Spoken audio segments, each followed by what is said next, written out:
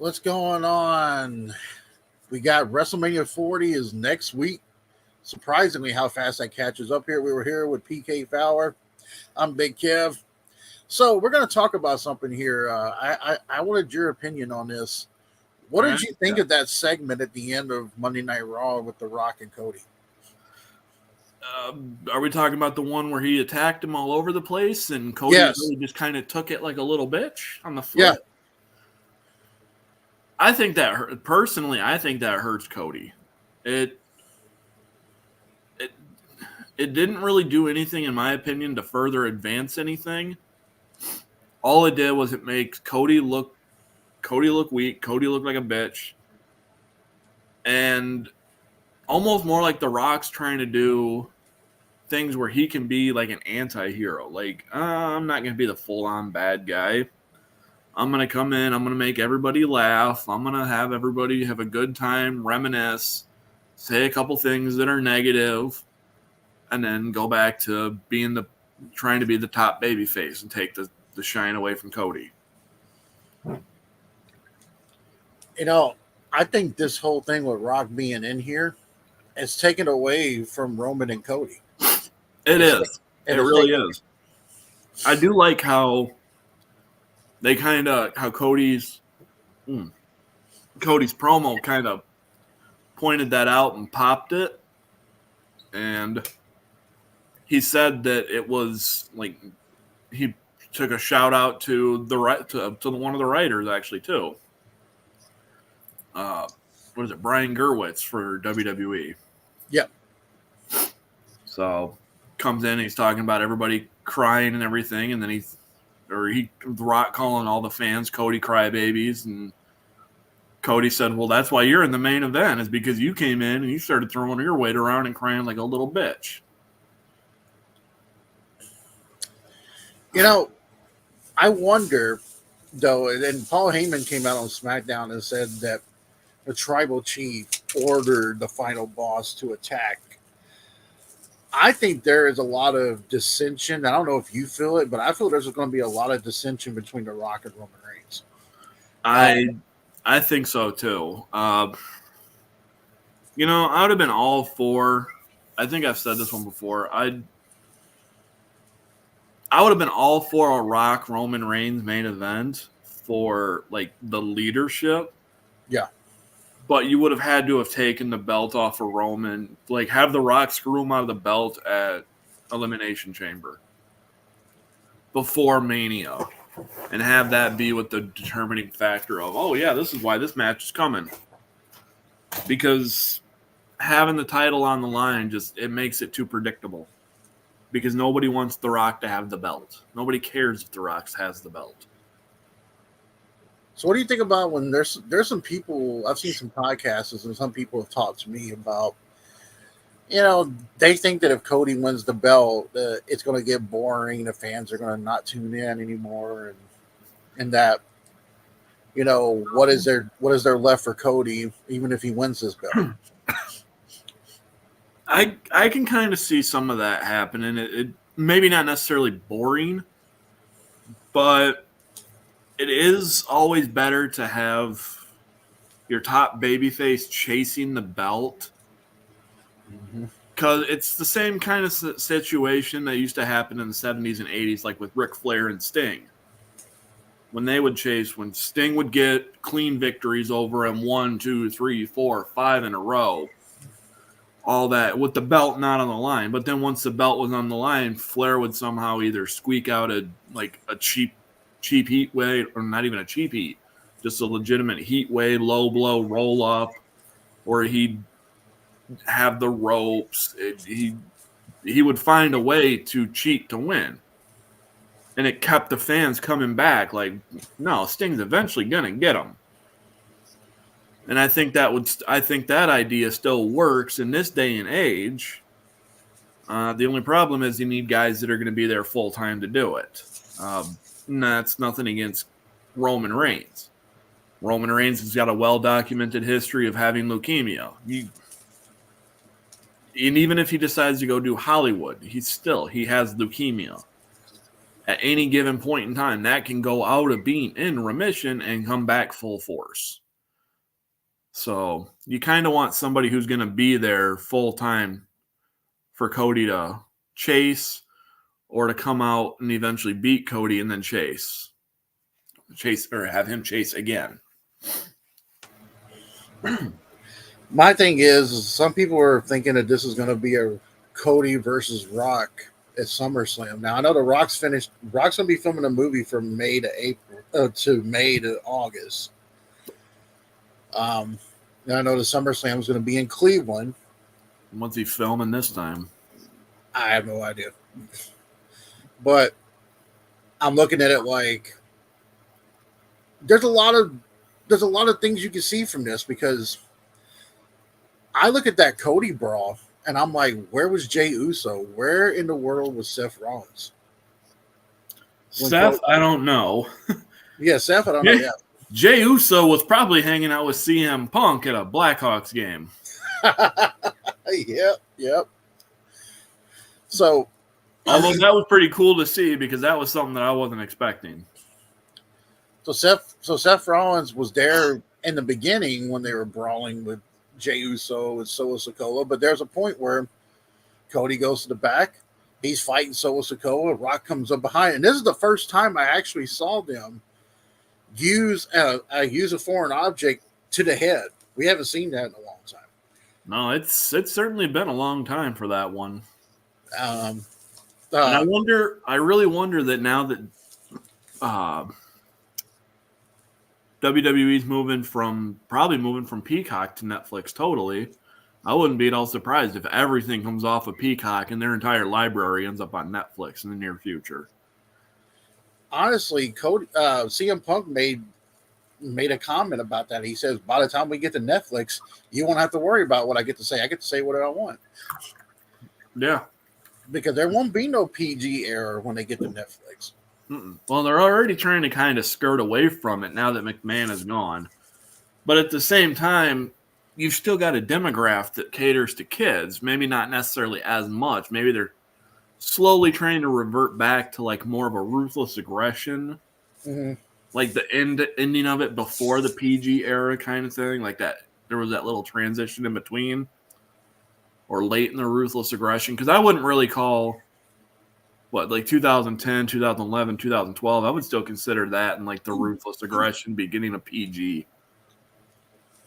Because you didn't really have swearing, but you still had CM Punk with the pipe bomb, and Cena would come out and cut a massive promo. The Rock would still say his shit. Yeah. Yeah, because I think Rock actually has swore a couple of times, because that was when the Shield was still around.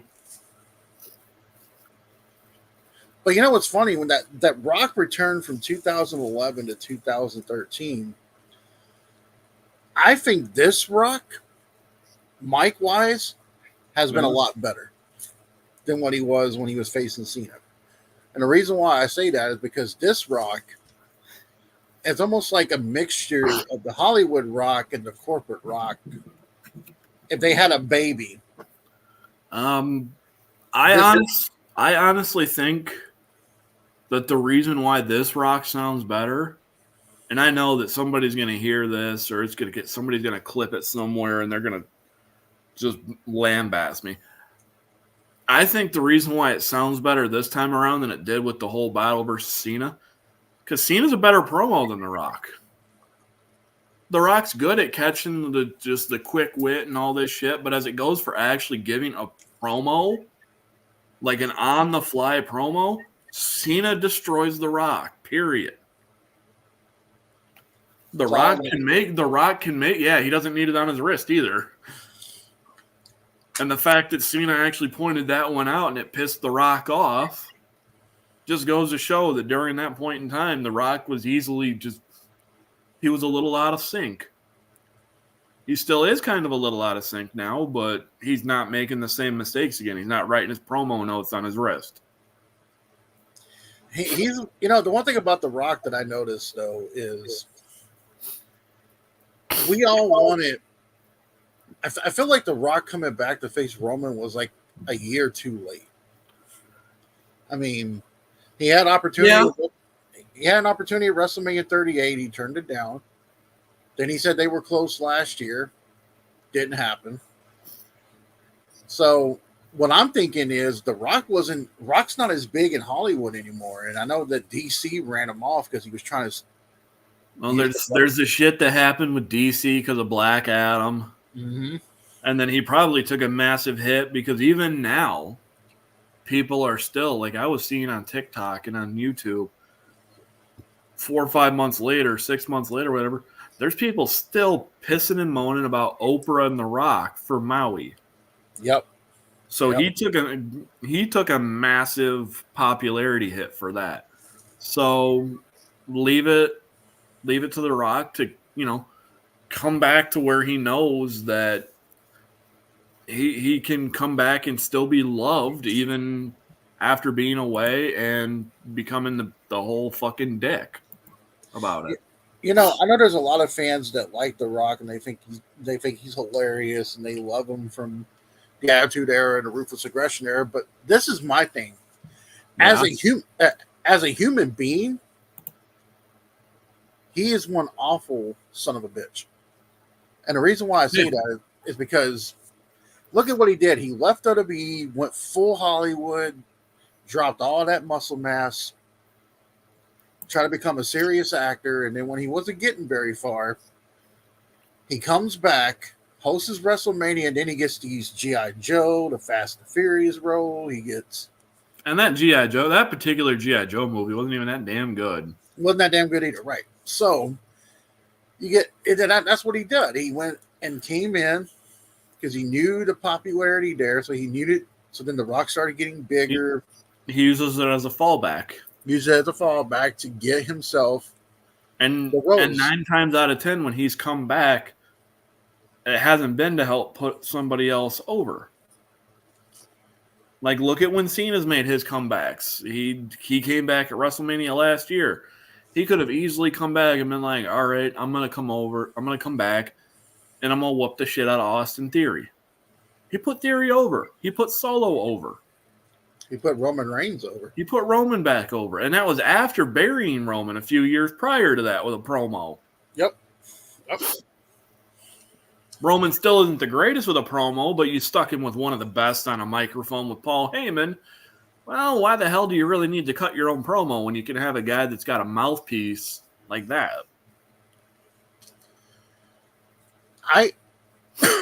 Some people think I don't ask your opinion, bastard. Some people were talking to me about this at work, and they asked my opinion, and I gave it to them. Some people think that we're going to see a double turn. They think Seth's going to turn on Cody, and they think that The Rock's going to turn on Roman. I could buy that.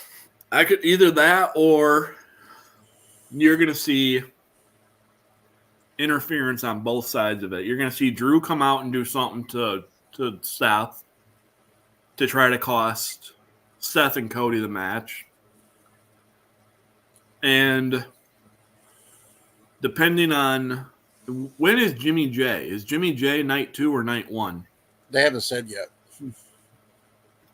I guess depending on when that match happens, you could see Jimmy or Jay come out and do something, try to do something. They could have their match and then all of a sudden be like, all right, hey, still love you. You're still my Oos. You're still my brother. Not just bloodline, but you are my actual, you are my brother. You are my twin. Right. Let's bury this hatchet and let's go back and let's win back the tag team titles for whatever millionth time it is for them. And then Jimmy could come out and super kick Roman since, they've done it to him once before already. When Jay was Jay was the last person still to pin Roman, wasn't he? Yep. Mm-hmm. That was 2 years ago? And that was Jay versus Roman. I think it was a SummerSlam, ironically enough. They actually pinned Roman in a tag match with them again. It was Roman and Sikoa versus Jimmy and Jay. Oh shit! Okay. And they pinned them there. But I know WWE likes to plant stuff, but that part where Cody and The Rock were fighting outside, what I noticed was the truck behind them showed John Cena and Stone Cold. Yep. Now I know that's a foretelling. It'd be nice because Austin's been doing a lot of working out on his TikTok, on his Instagram, his Twitter, all that. He's been showing that he's trying to do something. So whether he's going to come back and try to, help turn the tide for something and stun The Rock or whatever, I think it's still too early to tell. I think WWE's doing the right thing of playing that one by the ear or playing that one close to the chest. And not tipping their hand. Because if you want to let something like John Cena or Stone Cold at WrestleMania come back and be like a deciding factor, well, Austin's going to get you your biggest pop because he's been one of the biggest stars that WWE has had since the late 90s. Cena would almost be like shoehorning it in at this point because The Rock and Stone Cold's rivalry far surpassed the rivalry that Cena and The Rock had, or Cena and Reigns even. So it almost wouldn't make sense for that one. You know what I would do, and this is if I was Triple H in this situation, if you have Cody win, if you're gonna say, for example, you book Cody versus The Rock at SummerSlam, I would have Roman Reigns come out there and screw The Rock. Yeah. And then that would lead to a WrestleMania 41 bout between them two. So that way The Rock can get that tag match. He can get that little, because he's got really good chemistry with Cody. Everybody's talking about their feud. Yeah. Now you throw that in the mix. And then you get that one match with Roman, and then The Rock could be like, okay, I fulfilled my deal with TKO Sports. I got my 3 matches in. I'm good. I'm done. Yeah. That to me, I feel like somewhere along the line, I think The Rock and Roman Reigns are going to win that tag match. Yeah, I'm pretty sure that's what's going to happen too. Because there's no way in hell they're going to have them win one. Because either way, one champ's winning, one champ's losing that match.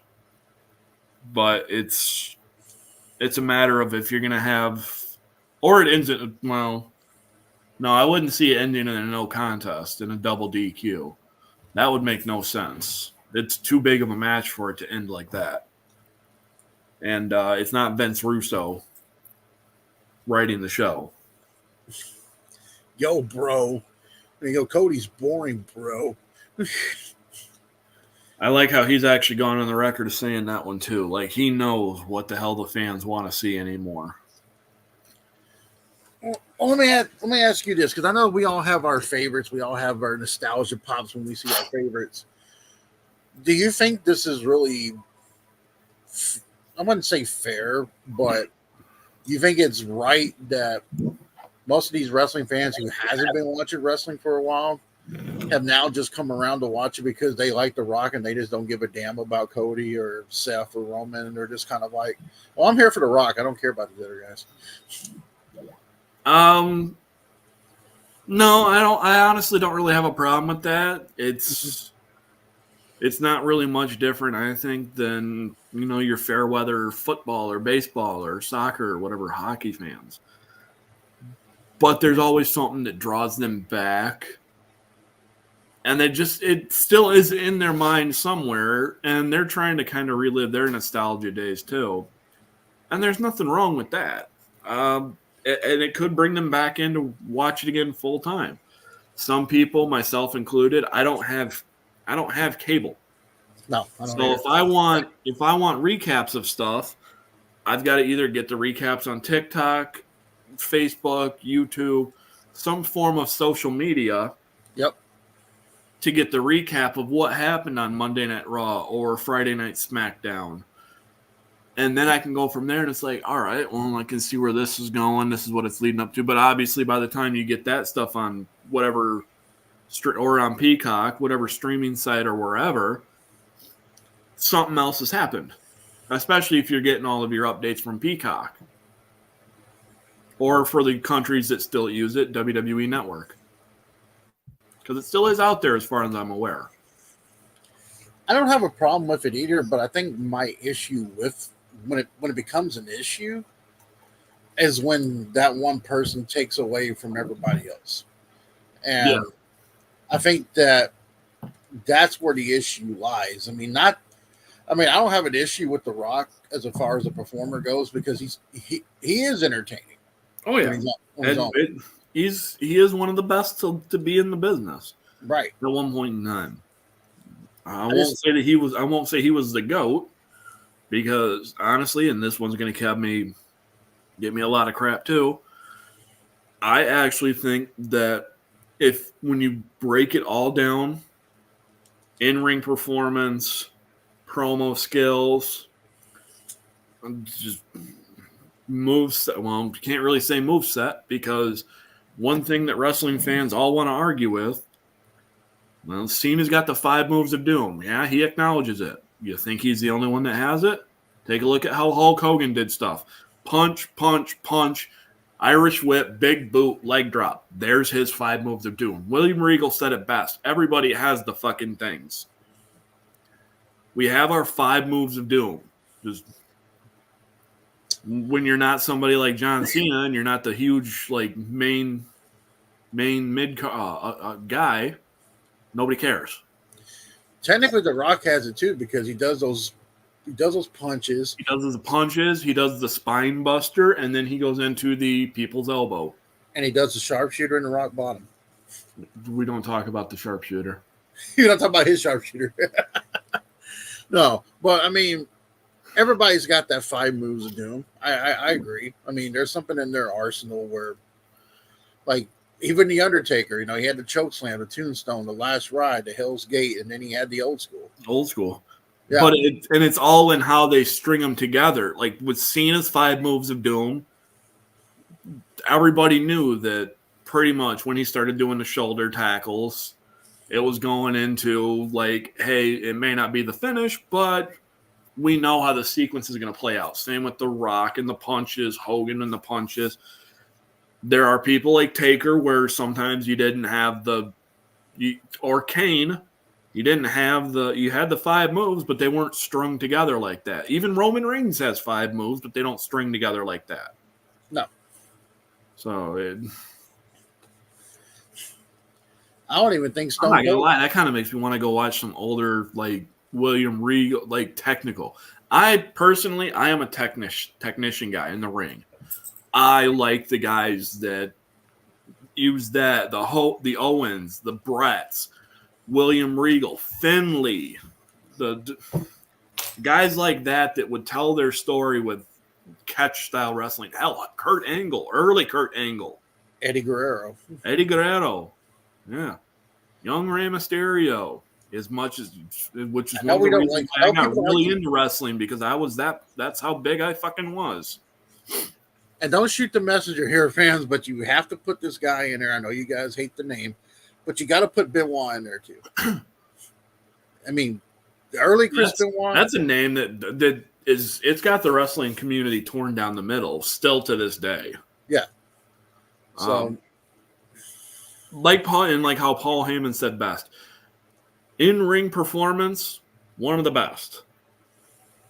The guy was a machine, and everybody that worked with him has given him credit for that. What happened outside of the ring, well, obviously, that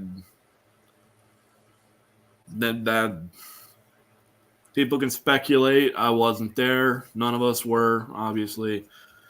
There's a bunch of different fan theories. There's a bunch of different conspiracy theories. Yep, there is. Definitely that. I say in the interest of letting everything go is just, let's let it be like Benoit and just hang out. I'm one of those people too where I've always admired the technical wrestling aspect of it because there is just I would safe to say this, but I think most of the technical wrestlers are mostly the safest wrestlers to be in the ring with. Mm-hmm. Yeah, because they're the ones that try to. They're not your powerhouse guys. They're not your big shows like that because of his size alone. Really, same with Mark Henry. They're not your guys like even Cena or Roman Reigns or a Goldberg who's going to sit there and who's going to try to press slam you. They don't. No, they're a lot of essentially what we would call a rest hold. Because your submissions are rest holds. It's like, all right, you can put somebody in the walls of Jericho, and you can either make it wrench back and really, really hurt it, or you can just kind of dial it in and just kind of, all right, I'm holding them, but we're both just catching wind right here. Would you I'm consider? not going to say that that's what Jericho does too with the walls of Jericho. Yeah, but that's just a Boston Crab walls, it's lion tame or whatever. That's just the first thing that came to mind as a submission hold. Would you consider Randy Orton a technical wrestler? I'd consider him. Yeah, probably a mix between a grappler and a technician style wrestling. Now, before Stone Cold got his neck hurt with Owen Hart, Steve Austin was more of a technical guy. Yep. Yeah, I would have considered the ringmaster, Stunning Steve, whatever. I would have considered him more of a technician. Even when he first started going as Stone Cold, I would have called him a technical wrestler. And then after the neck injury, he became more of a strike style offense, the punches, kicks. Never really saw him do too many suplexes or body slams. It was always stomp a mud hole, or as JR liked to call it, those piston-like right hands after the Luthez press. The middle rope elbow. Yeah. Ironically enough, that he took from Bret Hart. He started doing that because Bret and him would have matches like that. Yep. Bret would do that, and then so Austin started, throwing the double bird and doing it too. And it just kind of stuck. Whenever Stone Cold did do a suplex, and he did it with Kevin Owens, Steve Austin has one of the most beautiful suplexes. Him and Triple H, because Triple H is another one that's more of a powerhouse, but he's got a really good, solid suplex too. I still think my favorite one is going to be Davey Boy, because he was one of the ones who could literally pick the guy up, post him, and walk around the ring doing a vertical suplex, a delayed vertical suplex, holding the guy. And he would do the squats too with it. Yep, he could do the squats. I know Lashley could do that too, but there was something about British Bulldog that just hits in a different spot that Bobby Lashley's doesn't. Speaking of another technical wrestler, Dynamite Kid was another. I would have considered him like a high risk technician style like mix, because he was one of the first ones that I knew of to do that diving headbutt too. Yeah, which explains some of the issues that he had down in his life. I think that's what it is with Daniel Bryan. Daniel Bryan's kind of like a high flyer technician. Yep, he's kind of more technician sound now in AEW than he was. But how often does he wrestle in AEW? Because now he's supposed to be like a president or something. He doesn't wrestle as much.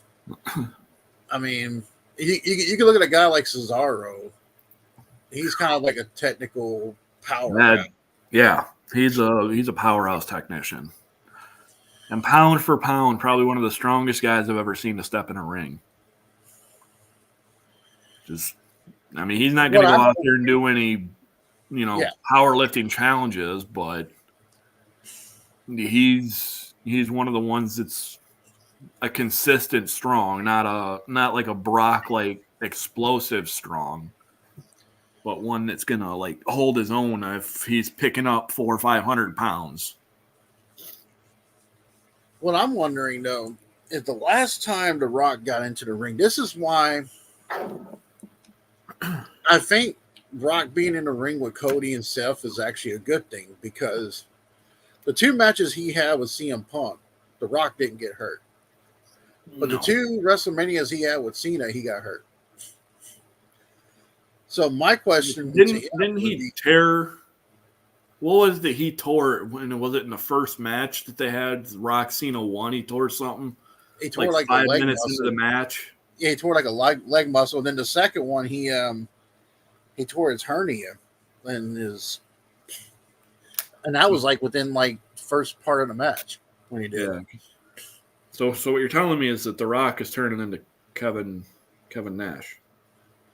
Right. So what I'm worried about is what if The Rock gets in there? I don't want this to happen, but what if he tears his quad at WrestleMania, gets in there and starts punching, all of a sudden tries to make a step and boop, done. I mean, well, that screws up a SummerSlam attempt. I honestly think that The Rock. Now, here's something else too. If WWE does not get the Rhodes family involved in this at WrestleMania, from what I've understood, somebody has reached out to Tony Khan for permission to let Dustin be there. Yeah, in some capacity. And I think I've said this. I know I haven't said this one on a video between us before for YouTube. But now that McMahon is out of the picture, and it's pretty much TKO, Endeavor, whatever, and Paul, Triple H running the show, I would love to see that Forbidden Door broke down. Let AEW, because they've done it with TNA. You've had Jordan Grace, who was in this year's Royal Rumble. I almost said WrestleMania. You've had Mickie James when she was the Knockouts champion, who was a part of the Royal Rumble. Yep. So eventually, maybe we can get Timeless Tony Storm, or Soraya. Well, I don't think Soraya would. I don't think Paige would do that. But some of these other gals and guys, just to do the Forbidden, and then you could have a massive collaboration: AEW, New Japan, WWE. Just try to go back to a territories instead of just, hey, this is all we have for your options. Take it or leave it. Well, I know that the Prodigal Hill is a big fan of them going back to the territories, and I remember watching it back when it was in the territories as well. Unfortunately, it wasn't so much of a huge territory time when I started getting into it, because the territories were going away by the 90s, or they were almost virtually gone.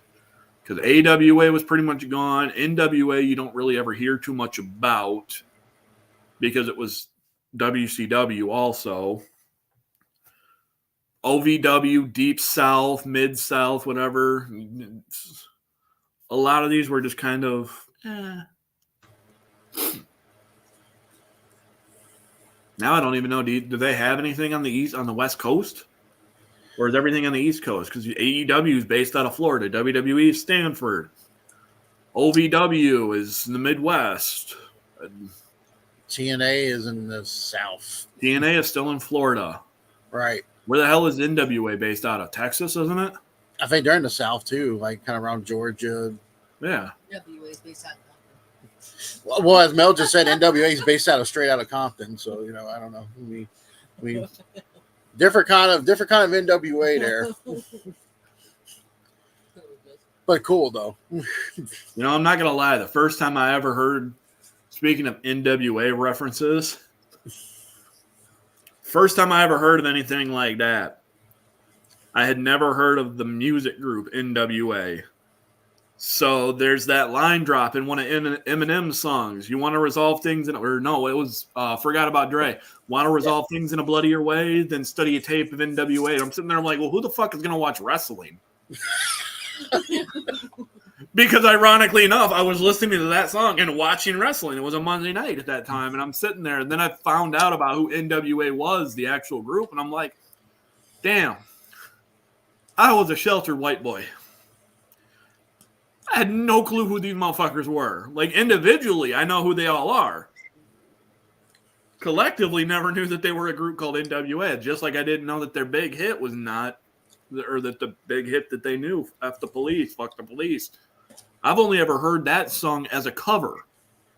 I think Rage Against the Machine did a cover of it. I thought it was a Rage Against the Machine original. Didn't realize NWA was the first ones. Felt like a dumbass when I heard about that. I'm like, God damn. Honestly, I felt really stupid. I wasn't really. I'm not even a racist bastard. I'm just an ignorant bastard. That's almost worse at times.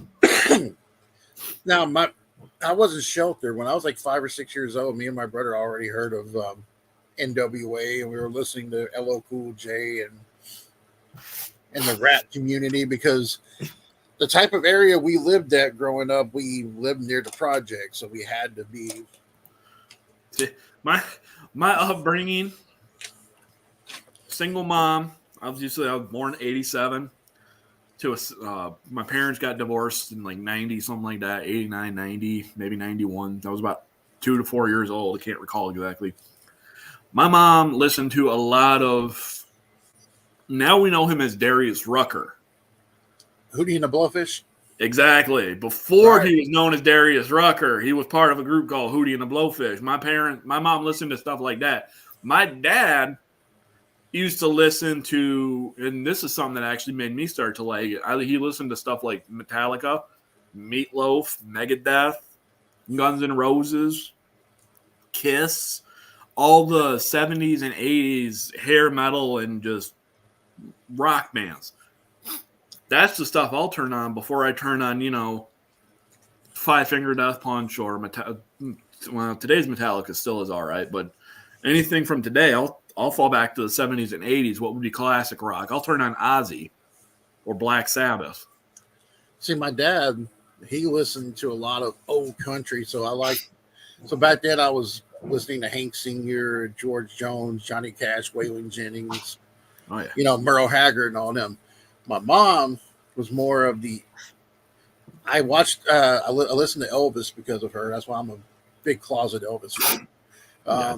It doesn't help you all live in Tennessee.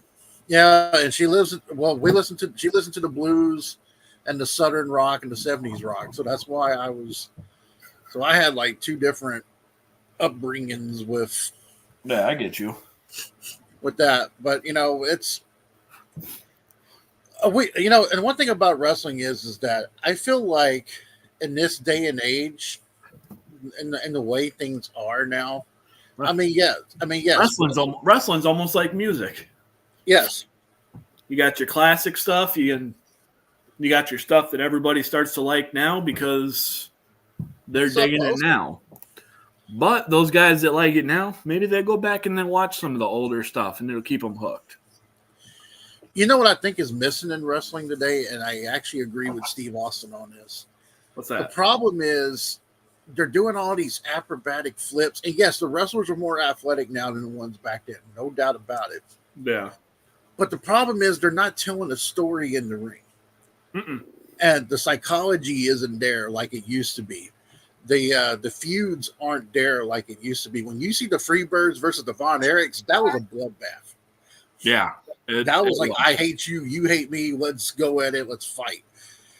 When I first saw Terry Funk versus Ric Flair, and I went with my dad to go see that, and it was like 1989, and watching them fight everywhere, and Terry Funk power driving Flair on the concrete, I was like, what the F is this? But they made it look more realistic. Like point in case, and you know what I'm talking about, that Saturday morning, when they had Macho Man top on the rope and Jake the Snake had that Cobra bite his arm,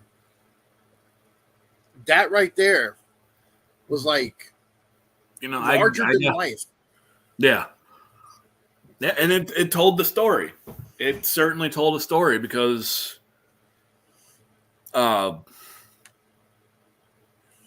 they were there, and they were allowed to do a little bit more because they also didn't have weekly showings like we have Monday Night Raw and SmackDown, stuff like that. Especially when you got 7 hours for a WWE product on for a week. You got 3 hours Raw, 2 hours NXT, 2 hours for Friday Night SmackDown. If you cut back, if they went to every other week, yeah, for shows, Or if they staggered them, 1 week's Raw, next week's or the following week it's not Raw, it's SmackDown, and you just alternated them. The Prodigal Hill just said it best when we were talking about how the wrestlers are more athletic now, but the wrestlers back then were more durable. They're more durable, and plus they did more dates back then too. They're more durable, but I think a lot of that and I'm not going to disagree with Prodigal, but part of the thing that they were doing is that those guys were coked up, they were pilled up, steroids. They had a whole different. There's a lot more that they could do that they can't do anymore. They didn't take care of themselves physically. Yeah, that's why if you look at a lot of them, like look at Benoit. Benoit was what, 42, 41 when he died. Dynamite, Davey, Perfect, Kurt Hennig. These guys were they were durable. They were all great wrestlers. But they all died young. Because they all had their vices, they all had their drug, and all of them died because of some form of either head injuries and then steroid abuse, or they died because of steroid abuse and drugs. Davey Boy was a cause because of steroids.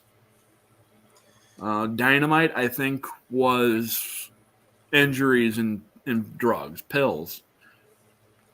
Pillman. Christ, what was it? I think Pillman's thing was a genetic thing, and he ended up taking some kind of pills that killed him. But he had a genetic issue from the start, too, that they didn't disclose until years later. The business is, I think it is going back to that on Netflix Prodigal. I actually... That's something we were talking about earlier too, Kevin. I didn't, because I had said I don't know if it's necessarily going back to Attitude Era, but I think it might be going back more towards like the Ruthless Aggression, where the storylines were a little bit better for the Ruthless Aggression era.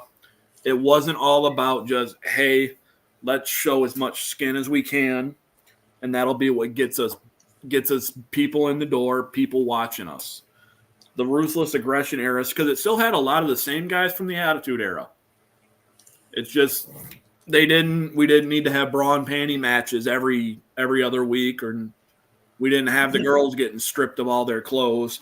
Sure, they had moments like that because they had that, what was it, Playboy fight.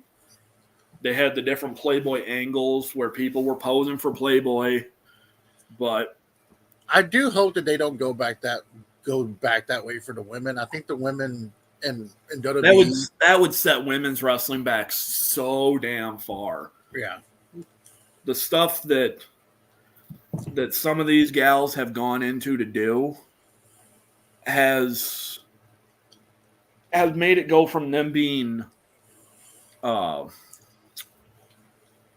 afterthought joke to a main event. I mean, Becky, Charlotte, Ronda.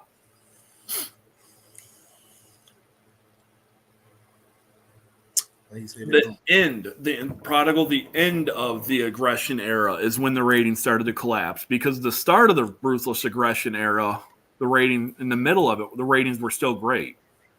When you had Evolution was drawing some of the biggest ratings for the Ruthless Aggression era. And then they broke Evolution up. Randy kept doing his thing, and then you had Batista and Triple H.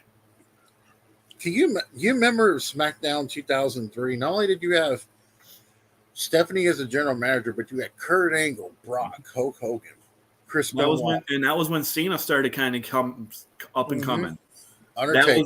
Because he was one of the ones who kind of coined that Ruthless Aggression thing too. It just comes out and he slaps Angle and starts fighting with Angle. Cena wasn't a household name yet, but he was trying. Taker was still kind of in his dead man, big evil gimmick, which to me, the big evil biker I like that still. That's still my favorite Taker version. Big evil. Big evil. Mm-hmm. Yeah, instead of using Hell's Gate, his submission that he went to was a Dragon Sleeper. Yeah. It was kind of a pissy version of it, where all he did was just basically like had you still standing up. But then again, when you got a guy who's supposedly is 6'10", he's not going to go all the way down to his knees like, Ultimo Dragon, who kind of like gave it the name Dragon Sleeper. So we do have a new match in the card for WrestleMania 40. It was announced last night that Rey Mysterio will be teaming up with Dragon Lee to face Dominic Mysterio and Santos Escobar. I thought it was a 4-man match, like an 8-man tag match. Well, that's what they were saying. That's what they announced. Was like he said that Dragon Lee was going to be his partner. Okay. I really wanted to see Dominic and Rey too, but I wanted to see mask versus hair. Like I really wanted that to happen. But I guess that would be a good one to see. I guess we're not going to get that. I have to disagree with the female wrestling. There are some women that can carry main event status, just not enough. The only company to do female wrestling right was TNA. See, and I agree with the first part of that, Prodigal. Maybe the occasional bra and panty, because they used to obviously have tuxedo matches for the guys, which I'm assuming helped pander to keeping the ladies in the building to make them come back. But your main demographic, is the men. I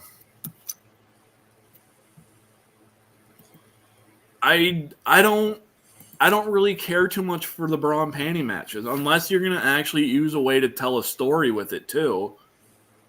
Or if your intention is just to, hey, here's 5 minutes, you can go take a piss, go to the souvenir stand, whatever. See you later.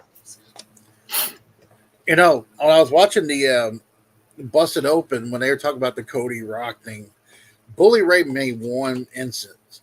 Cody bled, but he wanted to see Cody bleed like crimson. He wanted to see. That would be something that I'd love to get back to seeing again too. Yeah.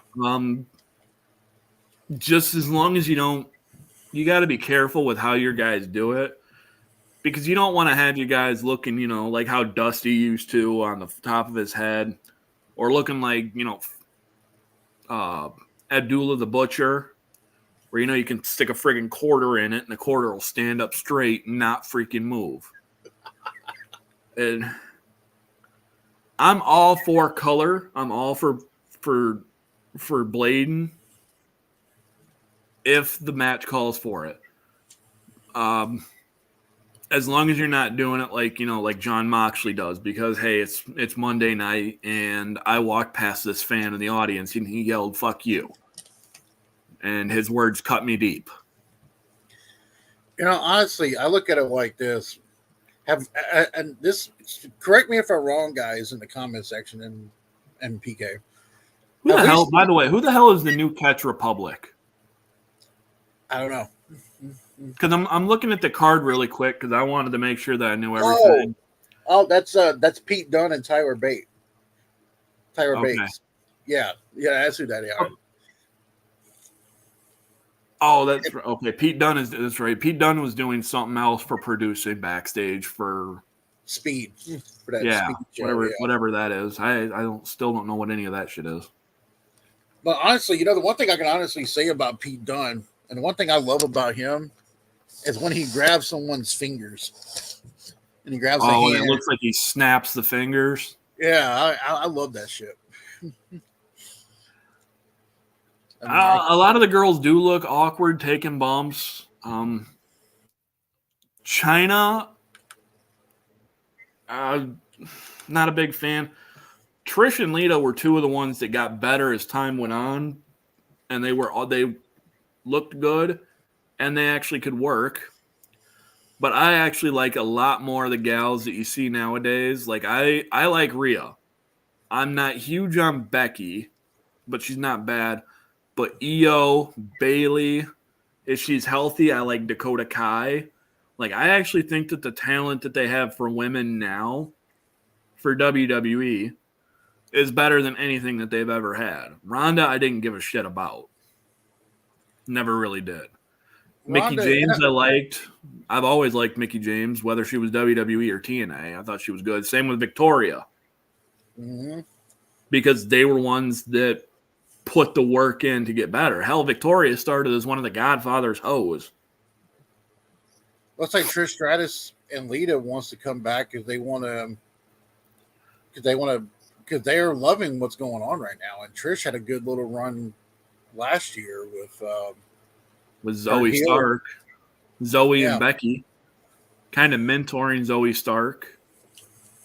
Which unfortunately, after that angle ended, Zoe Stark kind of faded back into obscurity. Mm-hmm. Which, I mean, that sucks because I thought the part of that was to try to, build Zoe Stark up. Because it looked like what they were trying to do is turn Zoe Stark into WWE's version of a Jordan Grace. Here's the only thing is they finally debuted Jade Cardell last night. So she's finally on there. She helped Naomi and she helped Bianca Belair. Now, I will say this much. Naomi has gotten a lot better when she went to TNA for a little bit and became Trinity. She worked on her craft. Mm-hmm. She got better.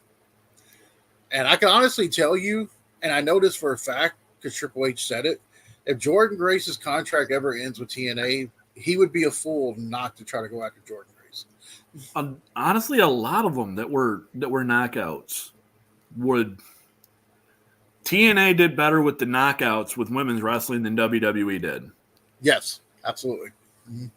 Mm-hmm. As much as you may catch crap for it too, you could look into Tessa. Tessa Blanchard was around for when they had the Mae Young Classic stuff, but I know you take a lot of potential flack because of all the different controversy backstage with a Tessa Blanchard. But she's good in the ring. I'm telling you right now, I am shocked that WWE hasn't at least tried to sign Tessa Blanchard.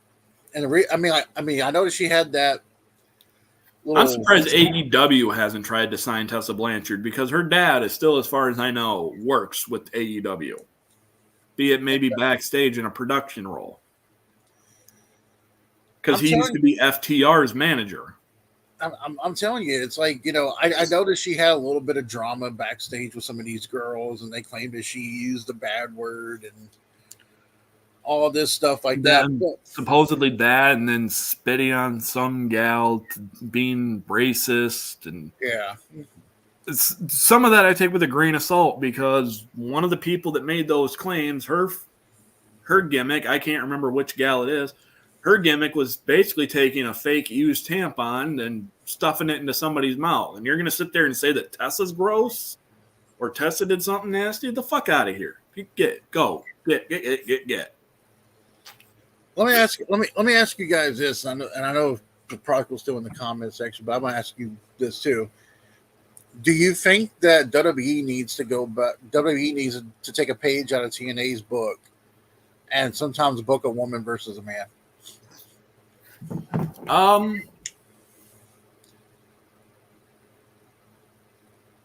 Yeah, I could see it working. It depends on who you're trying to book or which, because you want it to still be something that's believable.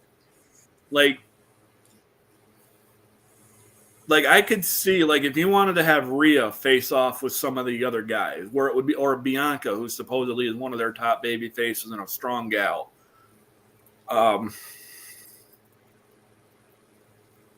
Rhea would probably be your best bet because they're basically made her into a modern day China that actually knows how to work. I'm for it, but I'm against it. Like, if it was, say, for example, if it's Becky Lynch versus Roman Reigns, then yeah, I'm against that. Yeah. Like, if you want to have them go against your top guys, then there's got to be something, like, it'd have to be one of your workhorse guys. It'd have to be like literally Becky versus her husband versus Seth. You can't have it be the women unless you've got a massive angle like how there was in when that kid Zach Gowen was around, the one-legged guy, and you had Big Show versus Zach Gowen and Stephanie McMahon. You know, here's something for you. Here's something. I will say Becky Lynch did take a pretty good end of days by Baron Corbin. Yeah. And that's why there's there's Nate. You know what? Nia. You could book, even though she can't really work that well, you could book Nia with pretty much any one of the guys. You know, honestly, I was not expecting to enter a conversation where Nia would be the focus of the conversation. Well, the main topic is that Kev had brought up is, do you think that WWE or even any of the brands actually should book a woman versus man style match, like how we used to have China versus Hardcore Holly and Jericho for like the Intercontinental title. And I had originally said maybe you could pull it off with like Bianca, definitely with Rhea, because Rhea's made into like a modern day China that can work. But that's because of their size. Well, if you want to go and then I decided to carry on with that one. If you go based off just size alone, you would want to go with Nia. She's 6'4", 6'5", and 200 and some. She weighs as much as one of the guys, 280 pounds, 270 pounds, I think it was. So she's in the same weight area as the guys. So she has weight that you can move around and throw around, and it would look believable. It's not like it's one of those situations where it's like anybody with Rey Mysterio, where when you go to do a Beal toss, you can throw him halfway across the ring. Right. You can't do that with Nia. None of the guys would be able to do something like that. The guys could all do something like that potentially with any of the girls because of how everything is booked. Yeah. Nia, even Beth Phoenix. You could have had Beth Phoenix do a guy's if Beth Phoenix was still around in Edge in WWE. That could have been a men versus women's style match because she had the power. So it's all in who you're going to book, how you're going to book it, and if you're going to make it one of the smaller gals, like an AJ Lee style size gal, you make it where it's a stipulation like Stephanie McMahon and Zach Gowen versus the Big Show, where you're going to have somebody like Brock or one of the big guys that's going to come in and they're going to hit whatever the huge finish on that person so that the little team can get the victory. That's the only proper way to do it. But just a straight up like Becky Lynch versus Roman Reigns or something like that. No, I don't want to see that. I don't want to hear it booked. I think it's a waste of the fans' time, and I think it's a waste of two wrestlers on a card. But by the way, Nate, I have to ask you, like, what do you think about this whole, like, Rock, Cody, Roman whole situation? Like, especially what we saw on Raw. We got to see a trash can to the head twice. So, with everything that's been going on with the build to this matchup, because they basically just said, hey, we're going to give you 2 main event level matches on 2 different nights. Awesome. The problem is that 2 characters are overshadowing the other 2 characters, unfortunately, in this plot deal, where it seems like everybody should be more equal, even deal. And we thought we were going to get some of that when Cody and Roman had their promo this past, I think it was this past week, if I'm not mistaken. Yeah, it was this past week. And the promo itself was okay, passable. Like, it definitely gets people kind of interested, but it still feels like there's this huge shadow known as Dwayne The Rock Johnson that's just looming over the head. He is the final boss. He is doing stuff. Heck, on Raw, we saw him literally beat the bejesus out of Cody Rhodes. And Roman Reigns, he's just kind of like, well, I want to be the cool cousin that, does the cool things. It's like, well, then do something. Don't just be the tribal chief that's literally going to be like, hey, I'm the tribal chief. I have 2 belts. Now it's 1 belt. Cool. Do something. Don't just let your cousin be the one that's doing all the stuff and actually do something. Yes, you're the part-time champion, but you could still do something, add something to it. So that way when we get to night 2, they'll be like, okay, now the focus is on Cody and Roman. So to answer your question, it's good, but there are issues, unfortunately. Like I said, there's a huge shadow over this matchup, and 2 characters are definitely being overlooked. Here's something for you guys. I want to ask you guys this too. Do you think that Do you think that Seth's going to turn on Cody, or do y'all think The Rock's going to turn on Roman Reigns, or you think Roman's going to turn on The Rock? Why'd you start, PK? It's I think eventually it's gonna be more probably towards The Rock turning. If I have to pick between the two, if it's not a potential double turn, either that or what it's going to be is nobody turns on each other and there's just a mental screw up between Rock and Roman because, Rock's ego decides to get the better of him and he does the blind tag, smacks Roman on the back when Roman is setting up for the spear or something. And, yeah, I don't necessarily know if there's even going to be an actual turn. I think it's just going to be there's miscommunications. So I'll piggyback off on kind of what PK was saying.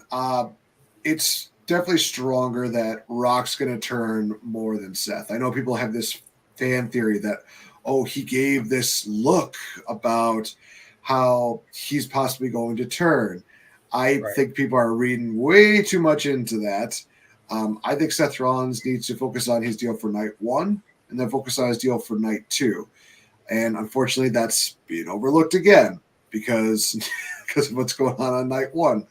But I just don't see the real benefit to have Seth Rollins turn on Cody and literally have us do another year of Roman Reigns as champion. Right now, I feel like when we were at 39, that should have been the cutoff point. Now I'm at the point where it's like, this needs to be the cutoff point where Roman Reigns' title reign ends. And when that happens, I'm going to have a huge sigh of relief and thank the Lord. We finally are done with it. But if it happens for another year, I've already made my decision. I've already said that I'd be just cutting out of WWE after that point. It's like, you've had 2 chances to do the right thing, and you screwed up twice. There's not going to be a thrice.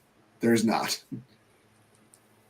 Well, Nate, if Roman does still remain champion, he's very close to breaking Hogan's record. Now, some people are talking about whether or not they want him to break Hogan's record.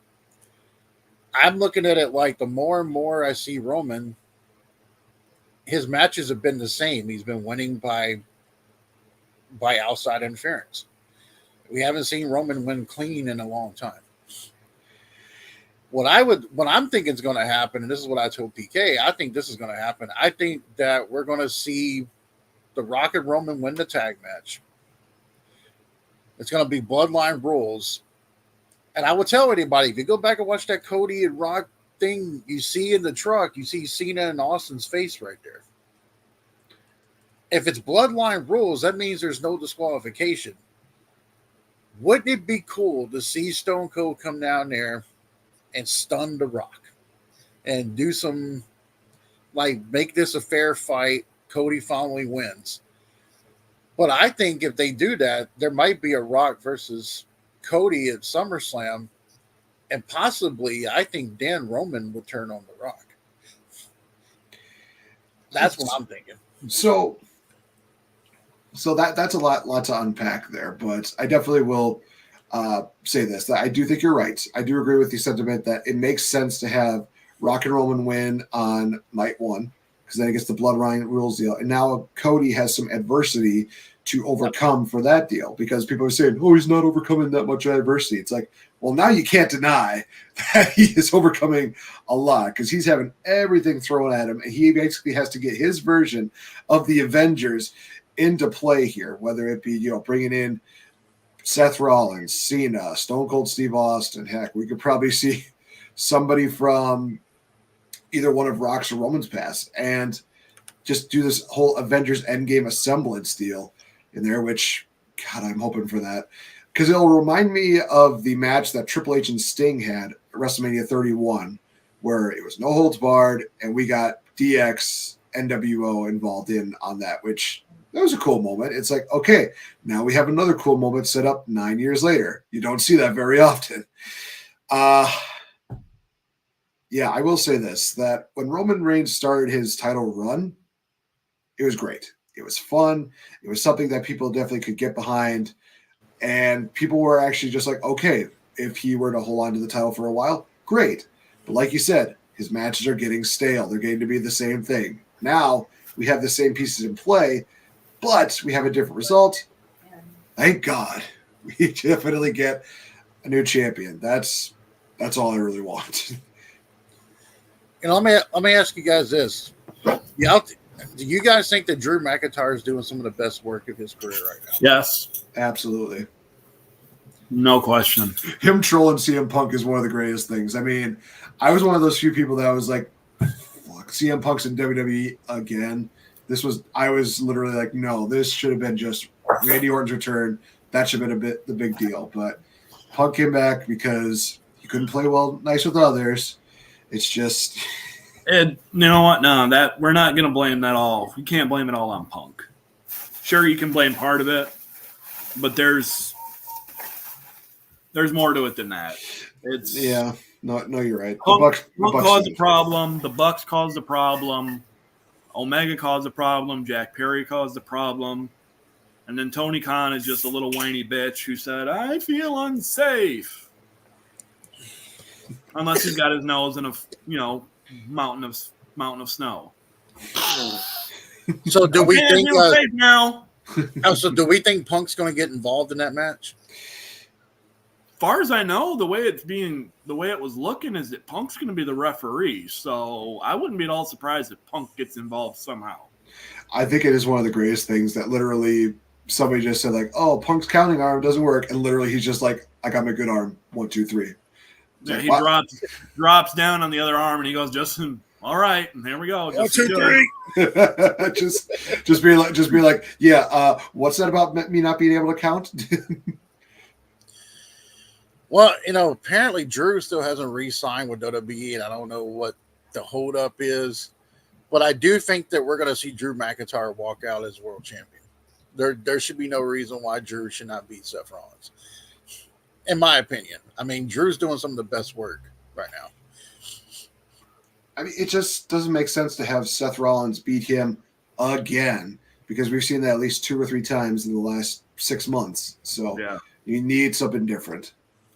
And it's like I was saying earlier to Kev, it's better to have one of your heels. If you're going to try to put Drew as your big heel for Raw, put the belt on him. Have him be it's easier to have the baby face, the top baby face chase the belt, chase the heel, versus the heel who will use any tactic at all possible under the sun to keep his belt or win.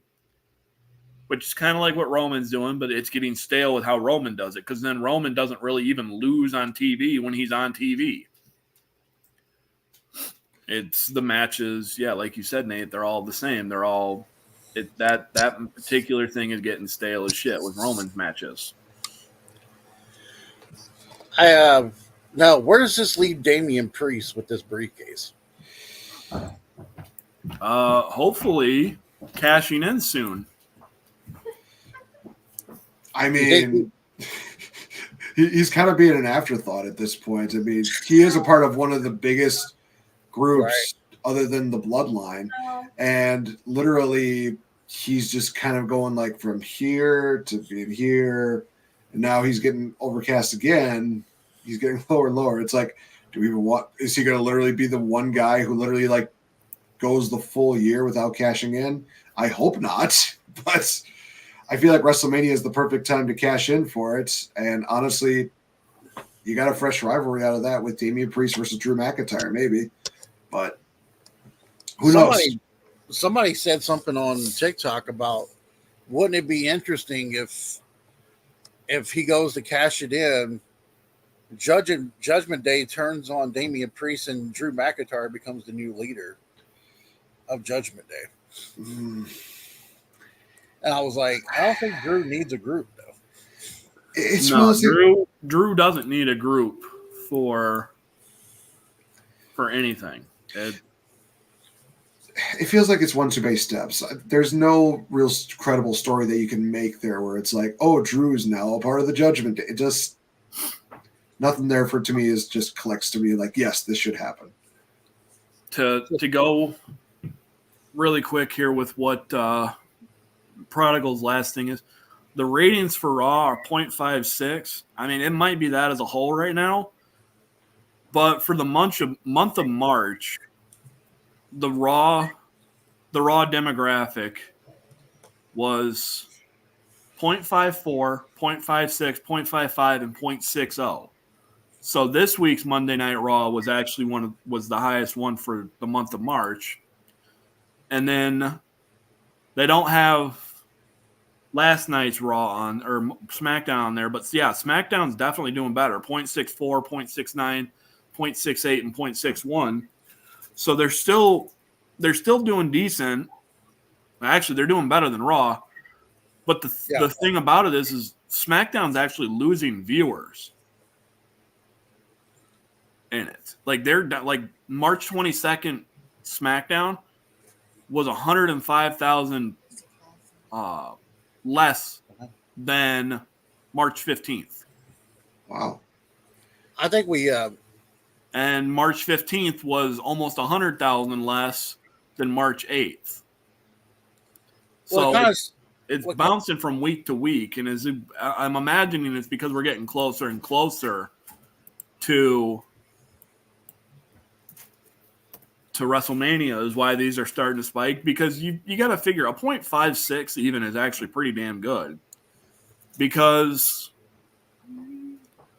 when you've got when you're going during what's the big sport that's going on right now? March Madness. Oh yeah, let's March. Well, I'll tell you this much. Think about March Madness. I don't know. The one storyline that I feel like is stealing the show right now is LA Knight and AJ Styles. This has been very fun to watch, even though they pulled the old "Hey, I'm going to come to your house to fight you" kind of deal. AJ, though, you know AJ very well, Nate, from TNA, but AJ could be a good heel and he could be a good face. Absolutely. So what do you guys think? You guys think LA Knight's going to win this, or you think AJ's got this? So I'm torn with this one, only because of the fact that LA Knight is on such a roll right now. He's building a bit of his momentum, and he's one of those guys who really does need a big-time win. But at the same time, AJ Styles has been there for so damn long, and he just keeps losing. It's like this guy, if you give him loss after loss, his credibility is going to go down. It's kind of the same problem that they had with Punk in 2014, where he mentions, hey, I'm going to be involved in this big matchup. Awesome. Who's winning? Well, the other person is. Oh, cool. Am I going to get a big win back on the next pay-per-view? No. Just so as far as who I think is going to win, my head says LA Knight, and my heart says AJ Styles. Old LA Knight. LA Knight would be nice to see win. It'd be nice to see them make a reference to TNA versions of themselves too. 2 generations of TNA champions right there. Yep. Nobody's going to mention that, but, we're going to mention it here on this show, that 2 generations of TNA champions right here in this matchup appreciate the fact that there is a wrestling god. Well, here's something for you, too. I'm waiting for LA Knight to go back being heel because I want to hear him do the whole dummy, yeah. Hell, you could even do that. You don't even have to have him as a heel to do that one. He could be a babyface and still do that one. That is true. I mean, bring out the dummy button. Fact of life. I'm actually torn too because I love him both. AJ really, his track record at WrestleMania is not that good. See, but when you're realistically, when you're a name like AJ Styles, even LA Knight, really, when you're a name like that and you're a household name and you have been for years, because AJ Styles has been known as AJ Styles from New Japan, TNA, WWE, hell, even WCW. He was AJ Styles. He may not have been the phenomenal one, but he was AJ Styles. That is true.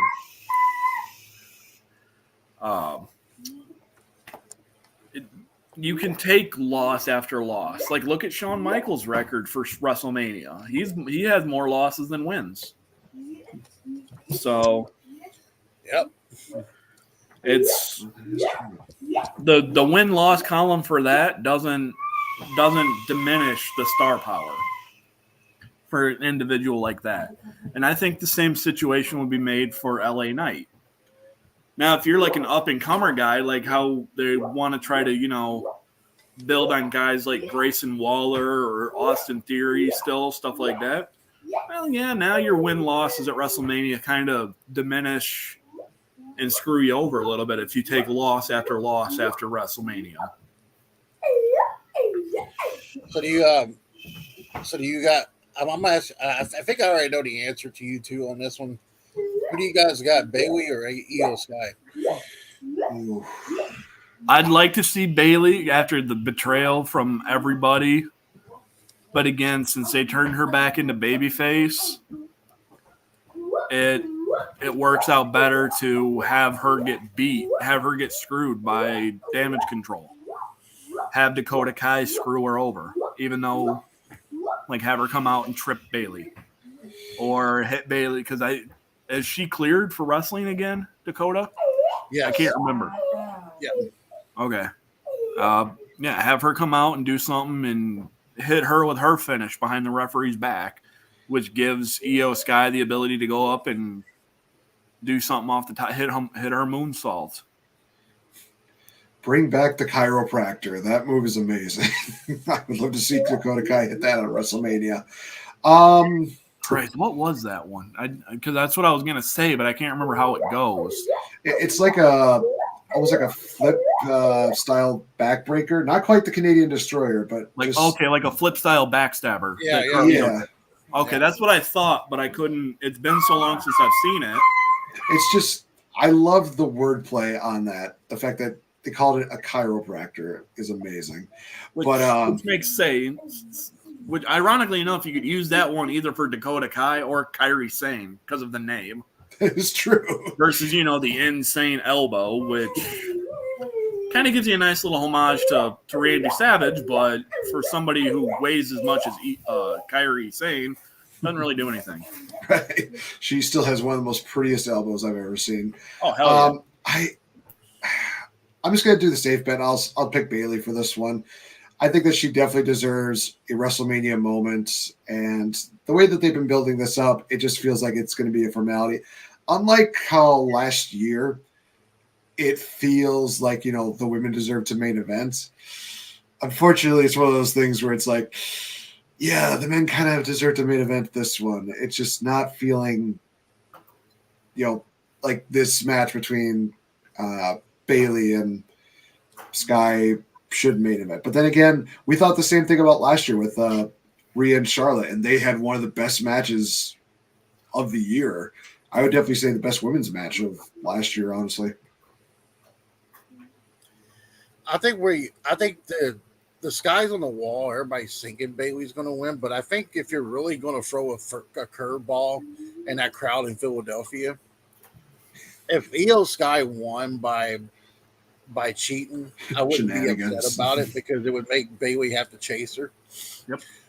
And now that they're feuding now with Naomi and they're feuding with Bianca and now Jay Cardell, it puts that situation where now you have all these people chasing after Io Sky. I think that, I would love to see Bayley have her moment because Sasha's had her moment, Becky's had her moment, Charlotte's had her moment. It'd be nice to see Bayley have her moment. Yeah. And I feel like if The Rock wasn't around, I think Bayley would get her wish, and that one of those women's matches would probably be one of the would actually probably be one of the main events. But I kind of have to go. I think they should throw a curveball in that one. I think that will.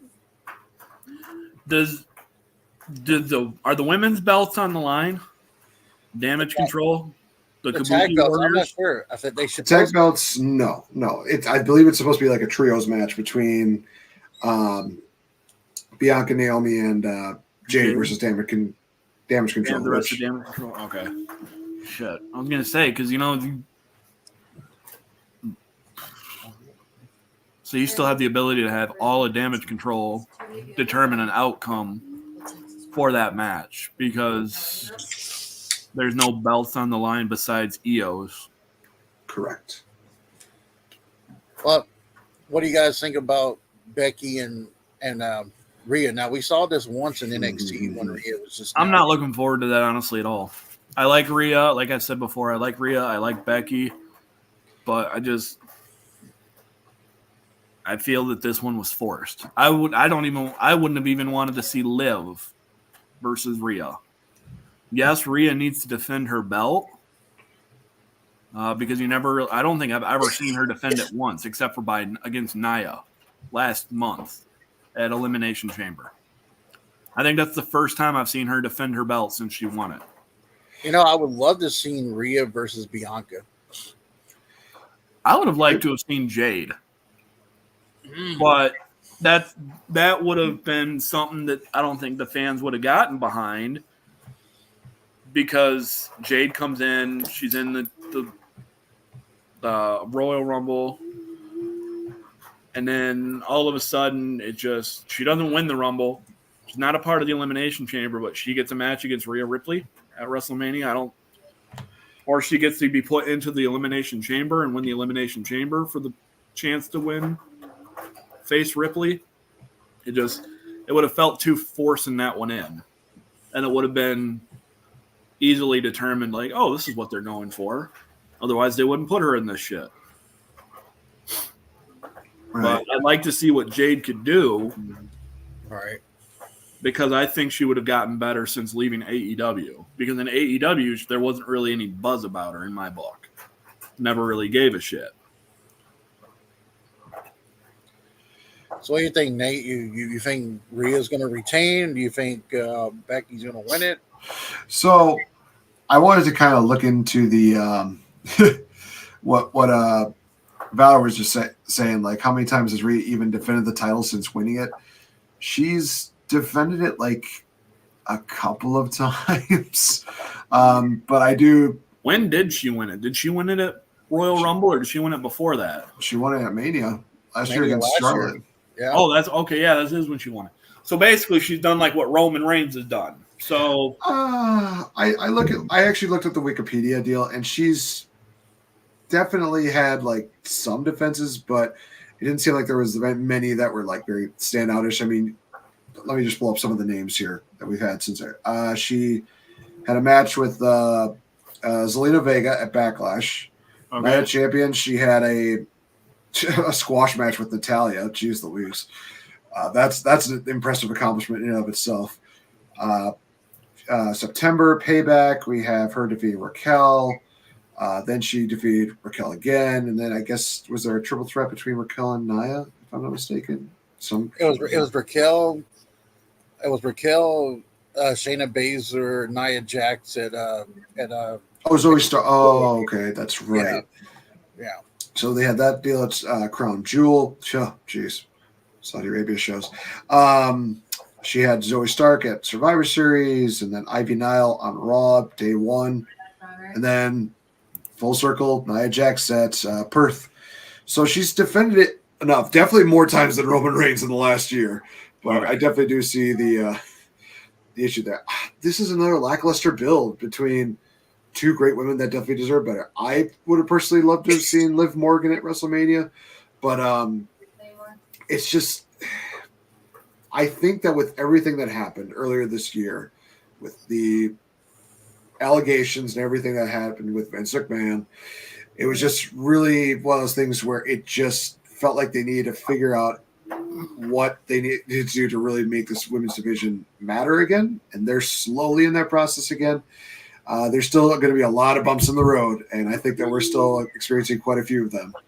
But I give them credit for at least trying to make us, care about them instead of just being like, "Oh, we're just going to let this go by the wayside, whatever." Agreed. I do think that Liv Morgan gets involved in this match. Nah, I think that it's going to be a clean match between the two. My heart and my brain are saying the same thing. Rhea's going to retain. She's going to beat the man.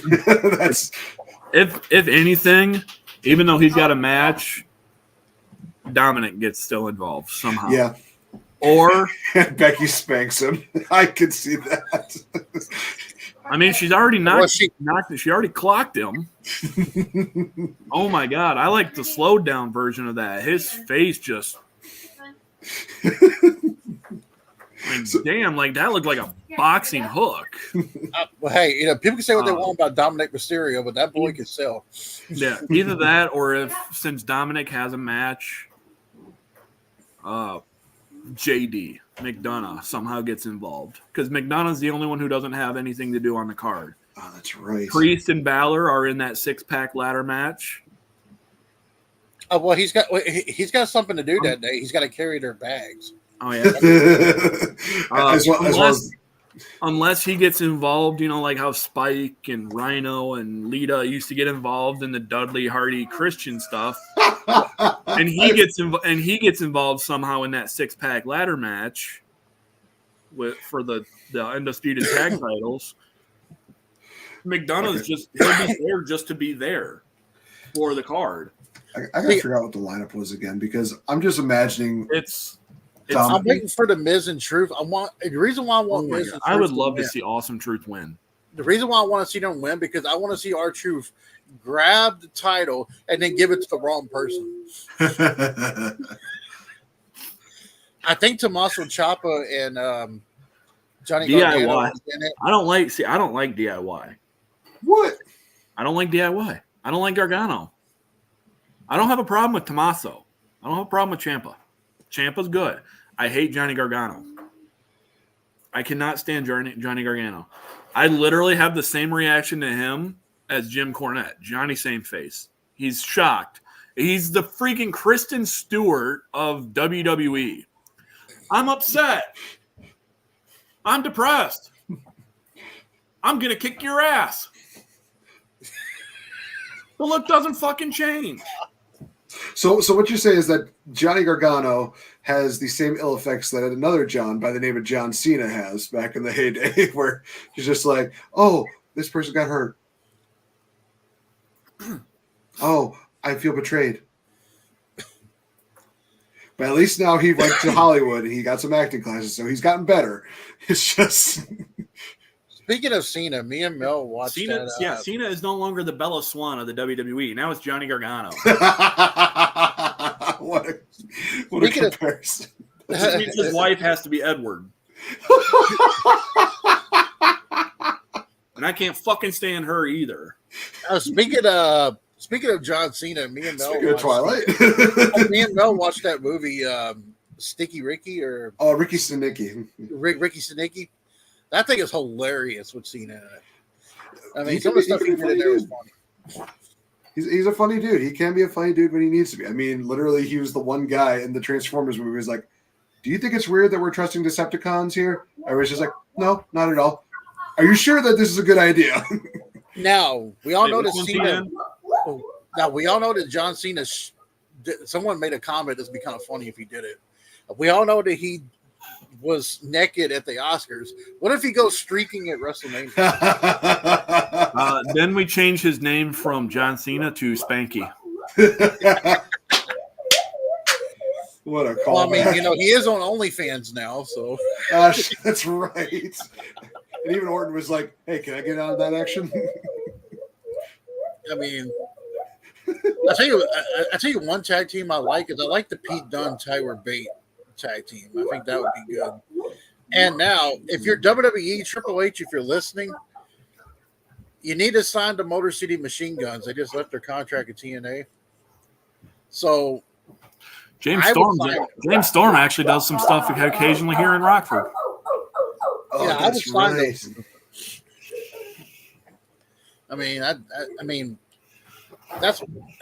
I would. I would sign them unless AEW decides to give them a bunch of money and opens up a dump truck and goes, "Hey, come on over." I mean, it's Tony Khan's right, I guess. But yeah, I think we're just gonna have to wait and see how how WWE feels about it. Because I think that Triple H would just be gunning, no pun intended, for the Motor City Machine Guns. Yeah, no, that would be awesome. That would really change the tag division quite a bit. But since we're talking about the ladder match a little bit here, I feel like if there was ever an opportunity for them to go from one set of tag belts back to two, where they have the Raw, SmackDown ones, for the love of God, I miss the days where we called the one series the World Tag Team titles and the other one just the WWE Tag Team belts. Yeah. That was great. I love those. I like those designs too. I know a lot of people are kind of knocking them, like, "Oh, these designs weren't that good." I'm like, "You kidding me? They were good. At least they looked like belts, unlike the generic ones that we have nowadays. They look like penny loafers." So, but I feel like if there's ever an opportunity for them to split the belts, WrestleMania is the time to do it. I could literally see you guys kind of hit the nail on the head of, like, R-Truth just has one of them, and then another person, whether it's DIY or who's another one there? Like New Day or something like that. Grayson Waller. Grayson Waller, Austin Theory. If you want to get a reaction, let them have a tag team belt. They can't do any worse. If you want a reaction out of Philadelphia, I agree with PK Balor on that one. Give one of the sets of belts to Grayson Waller. A-Town, I think is what they call A-Town down. Austin Theory. A-Town down under. That's what they call themselves. Are they in the tag match? Yeah, they're the sixth team. Dang it. Kev lost $5. So speaking of this, we're going for the Intercontinental title. Do you guys think Sami Zayn has a chance? You know what? I don't even want to talk about that match either because that match pisses me off. It should have been Gable. It should have exactly. Been Gable. Even if you don't have Gable win it, because originally, they were actually going to plan for it to be Brock. But obviously, everything that happened kind of makes that a little on the not happening side now. Yeah. I feel like the Here we emotion. go. Nate, it's the tag team ladder match is Judgment Day versus DIY, The New Day, Awesome Truth, A-Town Down, and New Catch Republic, which is Pete Dunne and Tyler Bate. Yay. Love these guys. Love those guys. You got one that's about fun, one's about the pain. That's New Catch Republic. Yeah, I wouldn't give it to New Day. Nothing against Xavier Woods or Kofi. Just these are guys that are kind of in the twilight versions of their career, like the twilight years. Yeah. They've done their stuff. They've had the belts. Kofi has had the big belt, the main title. He won from Daniel Bryan. Unfortunately, got screwed over by Brock returning in 13 seconds. Xavier, unfortunately, never really got a chance to get a singles title, but he never really had the same kind of star power, I think, that Kofi and Big E had. So kind of can understand why you wouldn't give the belt to them. Miz and Truth, I would like to see just because, for once I'd like to see Truth have a belt in WWE that isn't a joke. Because let's face it, that is exactly what, the 24/7 I-95 7-Eleven title was. It was a fucking joke for WWE. But here's the thing, though. If Miz and R-Truth wins, how long is it going to take for R-Truth to lose that title? To basically lose the title at the airport or something like that? Or probably about legitimately lose it, like some other guys have done, like Chris Jericho with the AEW belt, or like storyline, like I left it on the table. Yeah. Oh, I see it happening the next week on Raw. I see it happening 24 minutes and 7 seconds. Yeah, if he even makes it out of the arena with the belt, because he forgets that he has a title. That's true. I like the fact that when he was trying to go to Australia, he took the wrong flight. Of course he did. But as far as the Intercontinental title goes, how many times will we? Let's predict this. How many times do we think Sami Zayn's going to get chopped? Considering that's one of Gunther's go-tos, 70. Damn, that was about 63 more than I had. I was going to say 7, and Sami Zayn's chest matches his beard. Well, we all saw what happened with him and Drew and Sheamus last year, man. Like Sheamus's chest. God, that match was great. You know, he's actually Gunther's gone on record as saying that he doesn't even think he's got the hardest chop too. He's been chopped by it was somebody on the indie scene that he thought did better chops than him. And Gunther has some of the loudest pop chops that you hear. I remember the one video I saw on YouTube where the guy was jumping in the air and you just hear it in midair. Gunshot, it's like a gunshot. Let me ask you. I'm going to ask these guys this one. I'm going to ask everybody in the comments later. You tell me your answer. I'm already going to tell you my answer before Someone asked me at work, would I rather take a chop from Gunther or suplexes from 14 suplexes from Brock? I'd rather take 14 suplexes from Brock than take a chop from Gunther. I'm sorry. I don't want to do it.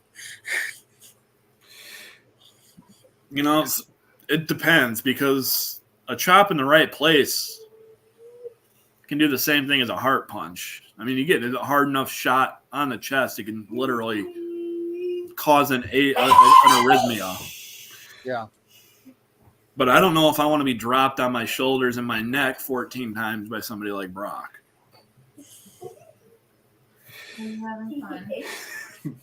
It is kind of one of those things where it's like, do you want to die by chop or by suplex? That's the question. Heart stop or broken neck? Yeah. Well, I mean, if I got to choose how I'm going to die, I guess I'll go with the heart stoppage. At least that's closer. I agree.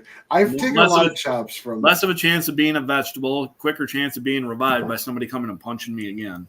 This is fair. I've taken a lot of chops from, especially a lot of people in the Wisconsin indie scene. Backwoods Brown had one of the worst until I met Miles Mason, who literally has like a freaking hammer. There's a name I haven't heard in a while. I missed that dude. Backwoods Brown? Oh, hell yeah. Dude's still going. He's still. I know, he's a big old boy too. He's what, about 6'7", 6'8". Big old beefy black dude. Dude's a fucking sweetheart though. He's a teddy bear outside when the match ain't going on. He's one of the nicest dudes I've ever met. Absolutely. One of the things I will say is that the way that he chops, literally his hand is what scares you the most because it's a lot of radius hand that comes on your chest. So it covers a lot more surface on you. And I don't get a chop from the Big Show. It's like a catcher's mitt coming at you. Right. So we say chops. We're death by chops. Well, I mean, honestly, could you guys would you guys think that? I mean, like you guys know, superstar Xavier Michaels, but you think he would rather take a you think he'd rather take a suplex from Brock or a chop from Gunther? I think he'd puss out on both. He's just a little whiny bitch. he already experienced a chop from Miles Mason, and we've seen the after effects of that. Yeah.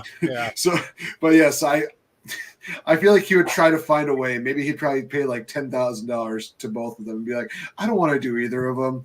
And both of them would just be like, okay, then you're getting both. That's the way I see it going down. He's given the option. He's getting both. I'm waiting for him to have like a stunt double. Like, okay, hey, you can chop my stunt double. Go ahead. Chop my stunt double. No. I mean, he kind of has that right now in Roy Cooper, his little mini me. I don't know. I think I have to change my mind now. Now that you guys are thinking about it, if it was a death situation, I'd rather have my heart stopped than to get my neck broke. So I think, yeah, never mind. I would take the chops too. It's been good. I got to get ready to take off. It's about a 45-minute drive for where I've got to show up to. So I will try to catch the end of the show on YouTube still and keep going. But you guys have a good one. And the last thing that I want to say is I hope Kevin Owen wins the U.S. title. Oh, yeah. Because that's a match that we hadn't discussed yet. Yeah, that's what I was about to get to. Yeah. But we got that one. You guys have a good one. And have a good Easter, everybody. Hey, take care, PK. Good seeing you, bud. Good see ya. Well, now we know that he wanted Kevin Owens to win. What about you, Nate? Are you wanting? It's another one of those situations where it's like, my head says Logan Paul, my heart says Kevin Owens. Give Canada a win, damn it. And we're gonna have the Logan Paul's guy is probably gonna get involved, and they're gonna have the prime in the middle of the ring, and those people in Philadelphia. I've been to Philadelphia a few times with Mel, and I can tell you those people in Philadelphia are gonna boo the hell out of Logan Paul. There ain't no. I look forward to it just because it's going to be a thing in beauty. Literally, not even one step in, boo. I mean, Dominic's going to be the same way, but it is going to be a question like who's going to get booed louder, Logan Paul or Dominic Mysterio? I'm hoping Dominic. Let me ask you, Nate. Do you see the fans turning on Cody because if he wins the title, do you see them turning on him or? I feel like if this was a situation back in the day, I'm talking like back in the Cena wins all the time day, yes, but I really don't think so. I think that they're kind of building this up almost as like a Rocky 2 kind of deal where he didn't quite get the win first time around, second time around, he's going to pick up the victory. And I could see somebody making the argument of being like, oh, if Cody wins, that's BS because he doesn't lose that often. Well, he lost last year against Roman Reigns. He still has yet to win the big one. He has still yet to win the title, where so many people have, in his situation, won it quicker than him. I mean, Roman Reigns is a perfect example. He won the title within like 2-3 years of his, I think, title run. And John Cena, when he went to the main roster, is about 2.5 years, maybe. Rocky, almost a year. A little more than that. But you kind of get the gist of what I'm saying. Is that the point is that I don't think Philadelphia crowds are going to take Cody's moment away from him. If he keeps going the way he's going down the John Cena route, I eventually do see that. But as far as him winning the title, I think a lot of people are going to be like, thank God we don't have to deal with Roman. We have a champion that can actually do stuff. He's going to stick around longer. Yay. So maybe that'll last for about 2-3 months, and then they'll probably start booing him. But we'll see. Do you think the WWE is run a lot better with Triple H in charge? Honestly, I think that as a business, it feels a lot different than what it was by Redacted. It feels, I think people feel a lot more at peace. They feel a little bit more easy than what it was. I think that TKO is doing their best to try to make backstage feel a bit safer than what it did before. So I give them a lot of credit for that. I think Triple H is still doing his best. There's probably a lot of people who are like, no, I prefer the old way. I prefer that they had the segment stuff like that. Sure. I mean, Triple H has said that not much is really going to change, but at least he's trying new things. He's brought back people that we really cared about. I mean, even though PK Valor's not the biggest fan of DIY, I honestly think that they're one of the best tag teams to come out of NXT. I mean, have they seen Revival versus DIY? Both of them? Come on. I mean, it writes itself right there. Back-to-back pay-per-view matches that were just amazing. He's trying to really get characters develop more. He didn't just say, hey, Jade, we're going to sign you, and then I'm automatically put you in the ring. It's like, no, we know that you are probably going to need a bit more training. Let's put you to the side, give you more training, and then when you're ready, we'll put you on TV. I think that they're at the point now where they can say, Jade, we trust you. You've worked well enough. We're ready to put you on TV. We're ready to make you a star in WWE.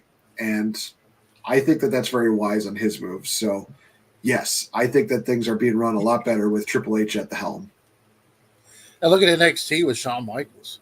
I mean, it's different feel in NXT than it was with Triple H in charge. It is. There's so many people that have just said, like, wow, there's a lot of stuff that Shawn Michaels did that is in classic NXT. Like, I think there was one person who did, like, the pass out deal that Shawn did back in the day. There was a couple other moments where they're just like, oh, wow, this reminds me of, like, Shawn Michaels doing this. I mean, I look at what Triple H has done. One thing I honestly can tell about Triple H is he's got long term booking and plan. He's not ripping up the script before every show and going like, "We ain't doing this." No. I think it's either sink and swim. Triple H is going to try something. If it sinks, fine. At least he knows he's not going to do it again. But I'm glad that he's brought back. I personally like DIY as well. So just so we know, I think they're better together than they are solo. I mean, that's just my opinion. Even though Raw True thinks they're Shawn and Triple H. Yeah, I will say this: they are great together. When they're singles, they are better off facing each other. I mean, how many takeover matches can we name with Tommaso Ciampa and Johnny Gargano headlining? And it was always something different, but it was always something that you were invested in. Absolutely, I agree with that. So now it's WrestleMania 40. How many legends you think are going to show up for this? Not including the ones that are going to be in the Hall of Fame? Yes. Okay. So this is going off of like what my criteria of what a legend's going to be. I think that they're more going to show up during the Cody Roman matchup. So I'm going to definitely count Stone Cold as one. John Cena, I can definitely be a part of that. There's some other people that people were saying that they could show up and they could get involved. So I'm going to say at minimum 5, at most maybe 10. Well, I know that Hogan and Taker are going to be there because Hogan's going to be doing some kind of convention that day. Some kind of wrestling convention in Philly. But then Undertaker's doing his one-man show in Philadelphia. So I think it's a safe bet that both of them will make some kind of an appearance. You know, maybe Hogan might come out there and talk about the attendance record and accidentally call it the Silverdome again. You know. I mean, there are 2 shows that are going on there. We have the one-man show by Taker and the Many Lies of Hulk Hogan. I mean, which one sounds more entertaining to everybody? Well, I do think Stone Cold and John Cena gets involved in this main event because I think that there is no reason why they would not show their faces on that trailer for no reason. And plus, Stone Cold's been getting in some shape lately on TikTok and Instagram. He's really, and he showed with Kevin Owens he can still go. That was one of the most surprising things I thought from WrestleMania 38 was Stone Cold was taking bumps like he didn't miss a beat. It was great. Yes. Well, I think we're now. The one thing we won't see is you won't see Ric Flair there. No, definitely not. The man has a pacemaker in him. He does not need to be in any sort of ring anytime soon. Ever. You know that someone came up with the idea that they should put Hogan in the Andre the Giant Battle Royal and have Hogan win it because he can't be. He just toss everybody out. Oh, I mean, that Battle Royal has lost so much prestige. Why not add somebody who has on record called himself a racist win the Battle Royal itself? That makes total sense. No, absolutely not. I understand the lineage continuity, but no. Hogan has armed his career so much over the last 5 years that he has helped his career. I think it's going to be one of those things where I think if they use Hogan, it'll be a backstage segment, or it would be like a thing where he comes out there and talks about the attendance. I can see that too.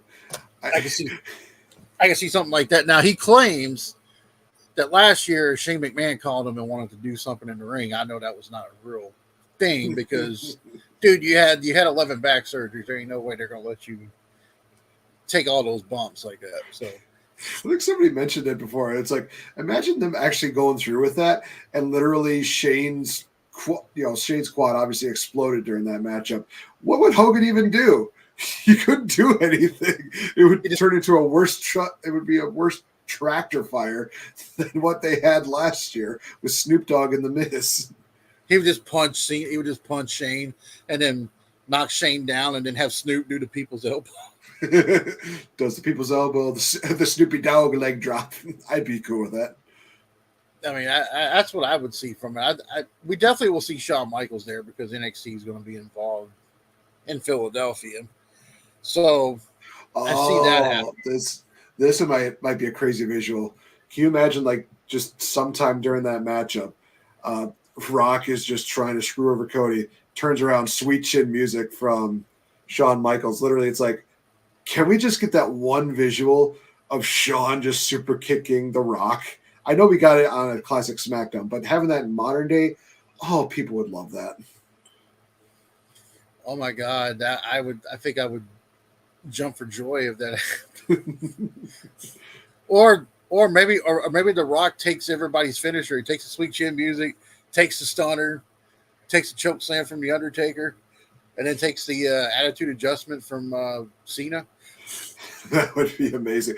And then just as Cody Rhodes hits the trifecta of Crossroads, we get Charles Robinson running from the top of the ramp all the way down, exactly, harking back to WrestleMania 24. That GIF has been around everywhere. I mean, I do. I mean, like, WrestleMania 38. It was actually a pretty good WrestleMania. A lot of people. Some people who are not into the modern wrestling don't really think it was, but I think it was one of the better ones we've had in a long time. Knoxville versus Zayn should not have been as good as it was. That's all I have to say about that matchup. But I have to ask you, Donata, what's your opinions on the stuff that Ronda Rousey's been saying about WWE and all that? Whew. So, funny enough, I actually did hear about her comments mainly about Bruce Pritchard. It is one of those things where you hear what she has to say, and it's kind of remarkable about, wow, I don't think I've ever met anybody or seen anybody have such huge disdain for Bruce Pritchard as Ronda Rousey has during those comments.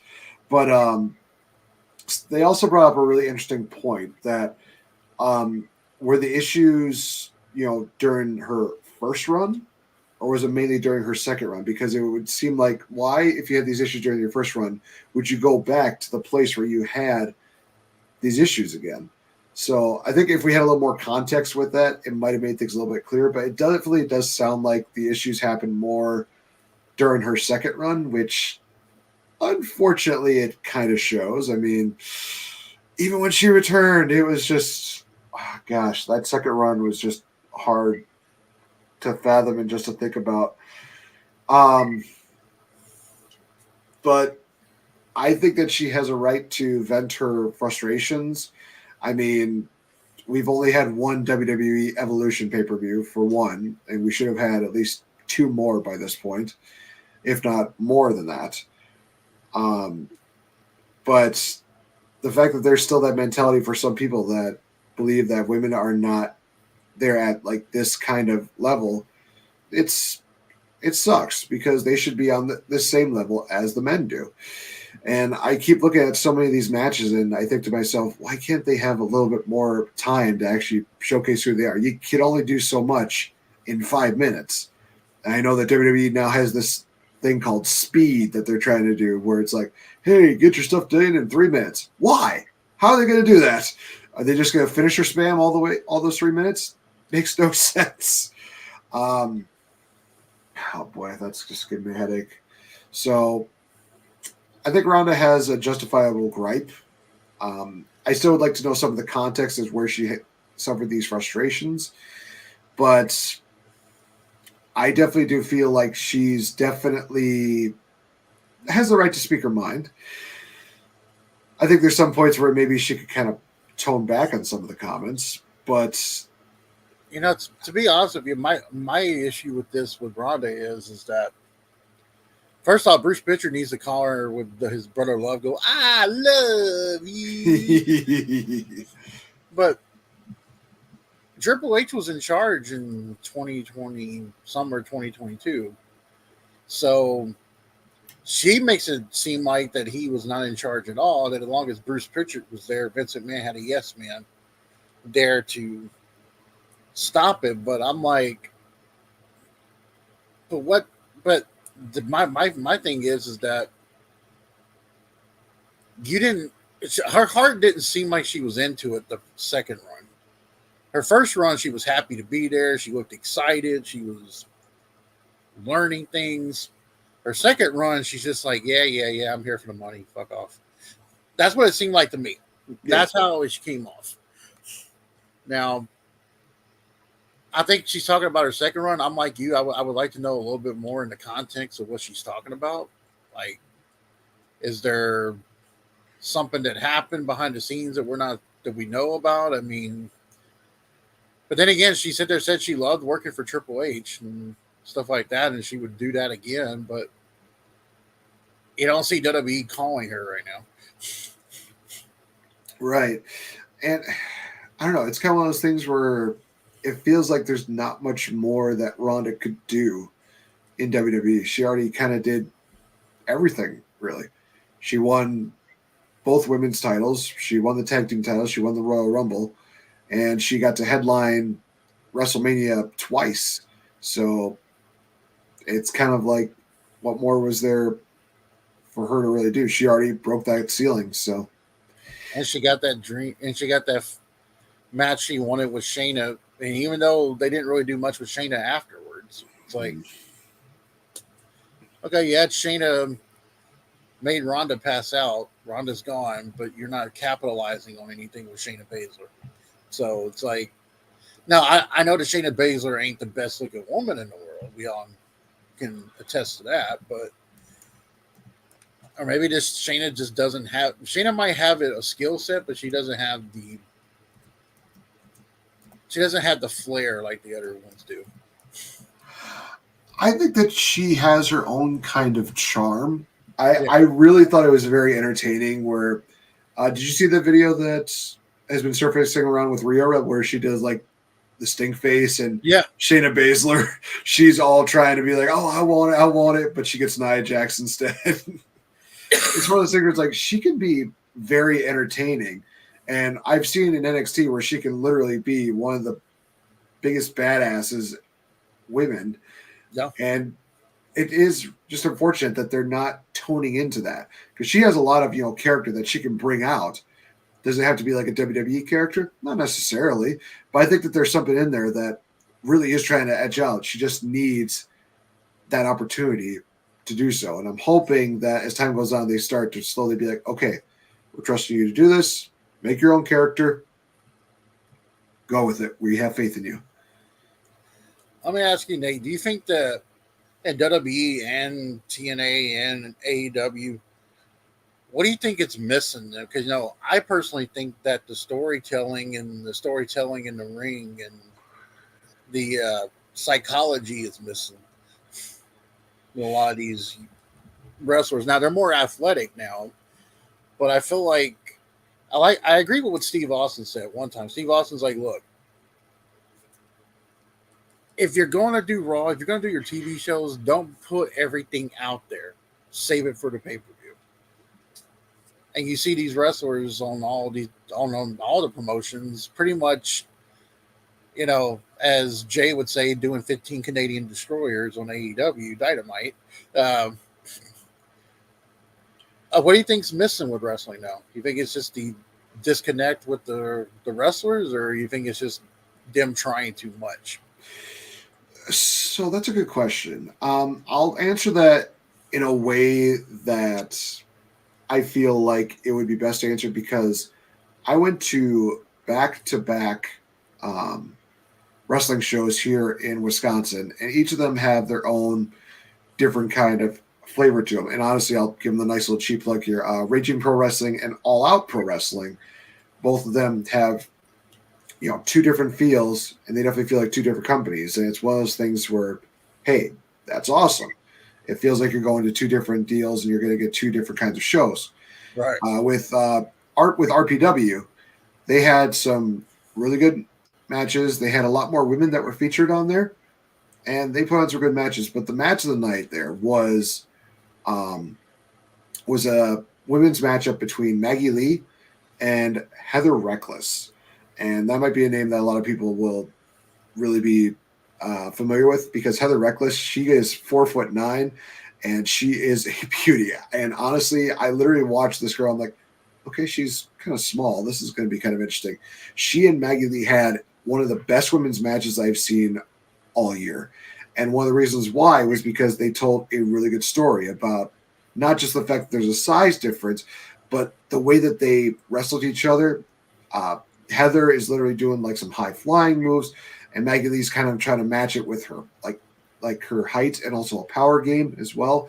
And it was very easy for me to get invested in it, not because of the fact that it was a women's matchup, but because they told a great story about this is literally two women who are fighting for the richest prize, which was their women's title, and that these two women literally wanted to show why they were the best women in the company, and that made sense. Now we go into All Out Pro Wrestling, and it's definitely a different feel, where a lot of the matches on there had great characters that literally interacted a lot more with the crowd, and they definitely would just. There were a lot of times where I would say something, they would just pick me out, and they would say, "You shut up." There was actually one person who I probably heckled so much.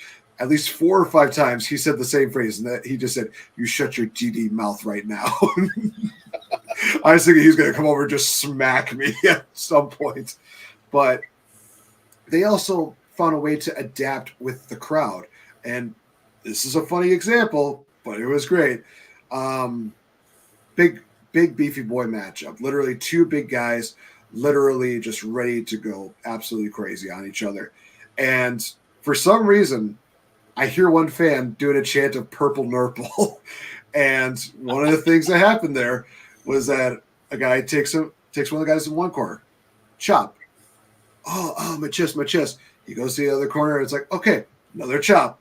And I'm thinking to myself, okay, he's going to do like each corner a chop. And it seemed like that was going to do. We get to the third corner, and I'm thinking to myself, okay, here comes the third chop. I see his hands go like this. And then just grabs the nipples and purple nurples his opponent.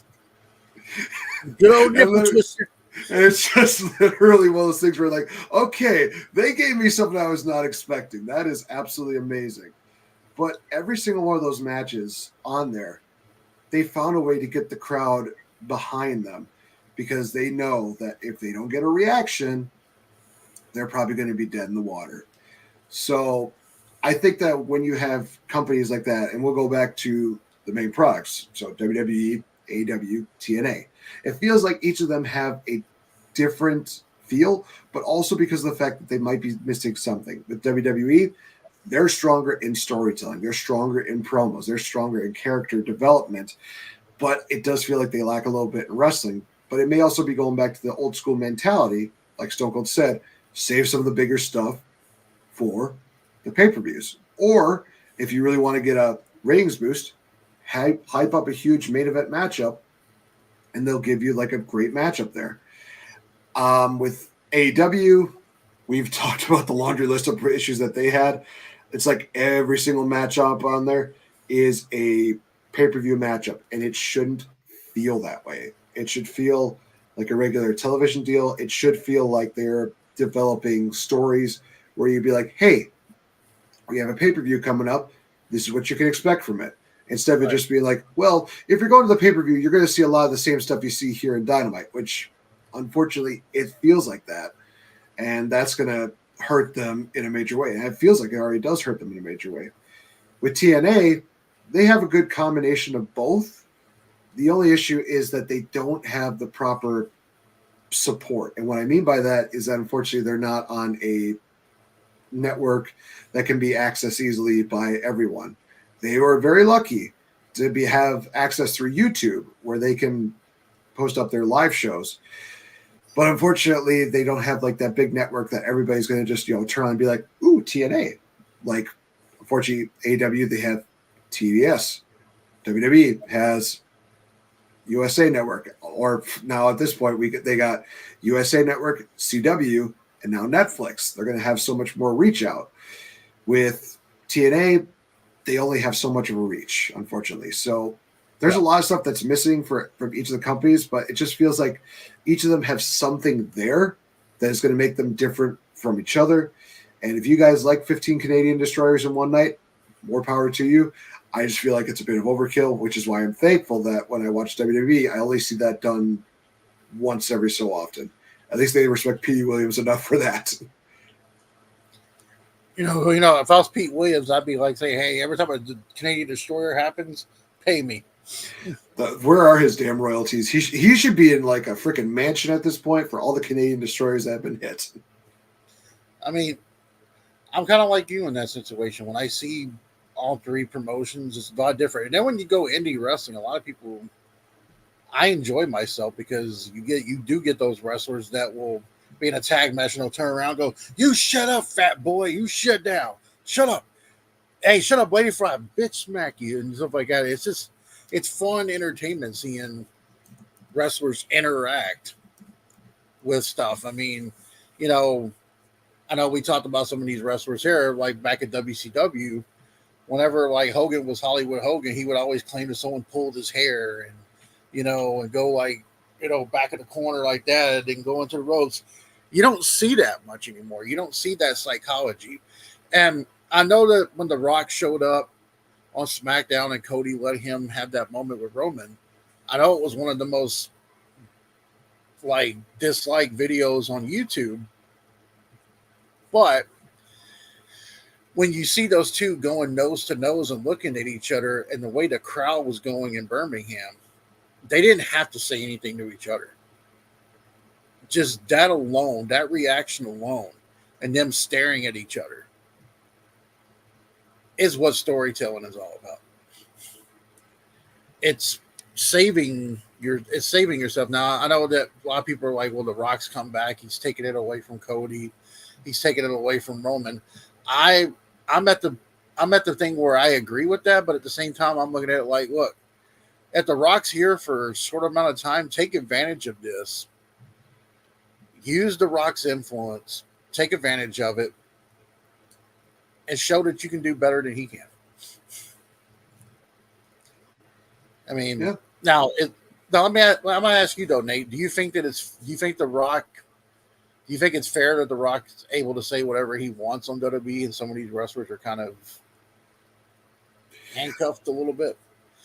I have heard that argument, and honestly, it's a fair argument to make because everybody in the company should feel like they are equal. They should be allowed to, you know, see things. I will say this, that one of the things that would hurt the company, and I feel like this is something that unfortunately AEW had, was that whenever they had a lot of promos and somebody would say shit or somebody would just curse or something like that, it kind of makes it like a bit of a shock value, like, oh, wow, we're hearing the word shit on TV. But when you're hearing that every single week, it loses that value. It's just like, oh, he said shit this week. Yeah. What else is new? So I am hoping that this is not a situation where it's because of Rock's status that he's being allowed to do this. I'm hoping it's more because it really progresses the story. And I feel like that's where it's going right now. Because, again, if everybody every week said, you know, bullshit or something like that, it's just going to feel less, you know, shock value than if you were to say it every single week. So I think that there's some people that have that, unfortunately, as we'll call it, thin glass skin that are just making a case to complain. But there are some people that have the merit where it's like, well, I've had times where I wanted to use this like every so often. It's like, okay, that's different. If you're wanting to do that every week, then you need to really change up your promos. But if you're looking at for something serious enough, like when they had Matt Riddle and Seth Rollins, where literally Matt Riddle got so pissed off that he literally just cussed out Seth Rollins. That was fine because it reached that point where it's like that felt necessary to really get the point across that Riddle was going to beat the fuck out of Seth Rollins. But you didn't hear him like every other promo say like, I'm going to beat the F out of you this week. I'm going to beat the F out of you this week. because it would, again, less shock value, and it would just hurt that word's, I guess, credibility, if that makes sense. Yeah, when you talk about shock value, when you see Cody come out there and say that The Rock was suffering from little dick syndrome, you don't hear that every so often. Yeah, you don't hear that from Cody. And that was a good little thing. Now, what I liked that I finally got a chance to see it yesterday, was that after Raw went off the air, The Rock posted a video of him telling the producer, "Fuck you, I'm gonna do what I want." Just the fact that Cody Rhodes even went along with it is kind of amazing. And it's one of those things where I guess it definitely does kind of show that they are really trying to make this as real as possible. I mean, not quite like the WCW real where they just decide, oh, well, we're going to tell you wrestling terms and stuff like that. No, it's like literally they're making it feel like it's actually real. Like, was this supposed to happen? Because I don't know if this was supposed to happen. I was telling PK, I would be very pissed off in that tag match if Mama Rhodes and them don't get involved. I agree. He's been talking so much about her, so we already know so much about her. We know that she will fight anybody. It'd be kind of funny if she takes that belt and starts whipping The Rock with it. I mean, I mean, The Rock should know how to use it because Hogan used it on him. Once or twice before, yeah. So, I mean, I think what it is that The Rock's becoming a TKO board member. Now, PK was saying earlier that he thinks that The Rock's came back because of all that stuff happened with him and Oprah, and then him trying to take over DC, and then he's got his image to change up and stuff like that. Maybe he's using WWE to do that. But honestly, when I look at him, I see a guy that does love this business, and he's having fun. I mean, I don't know what you see, but I see a guy who actually is having fun.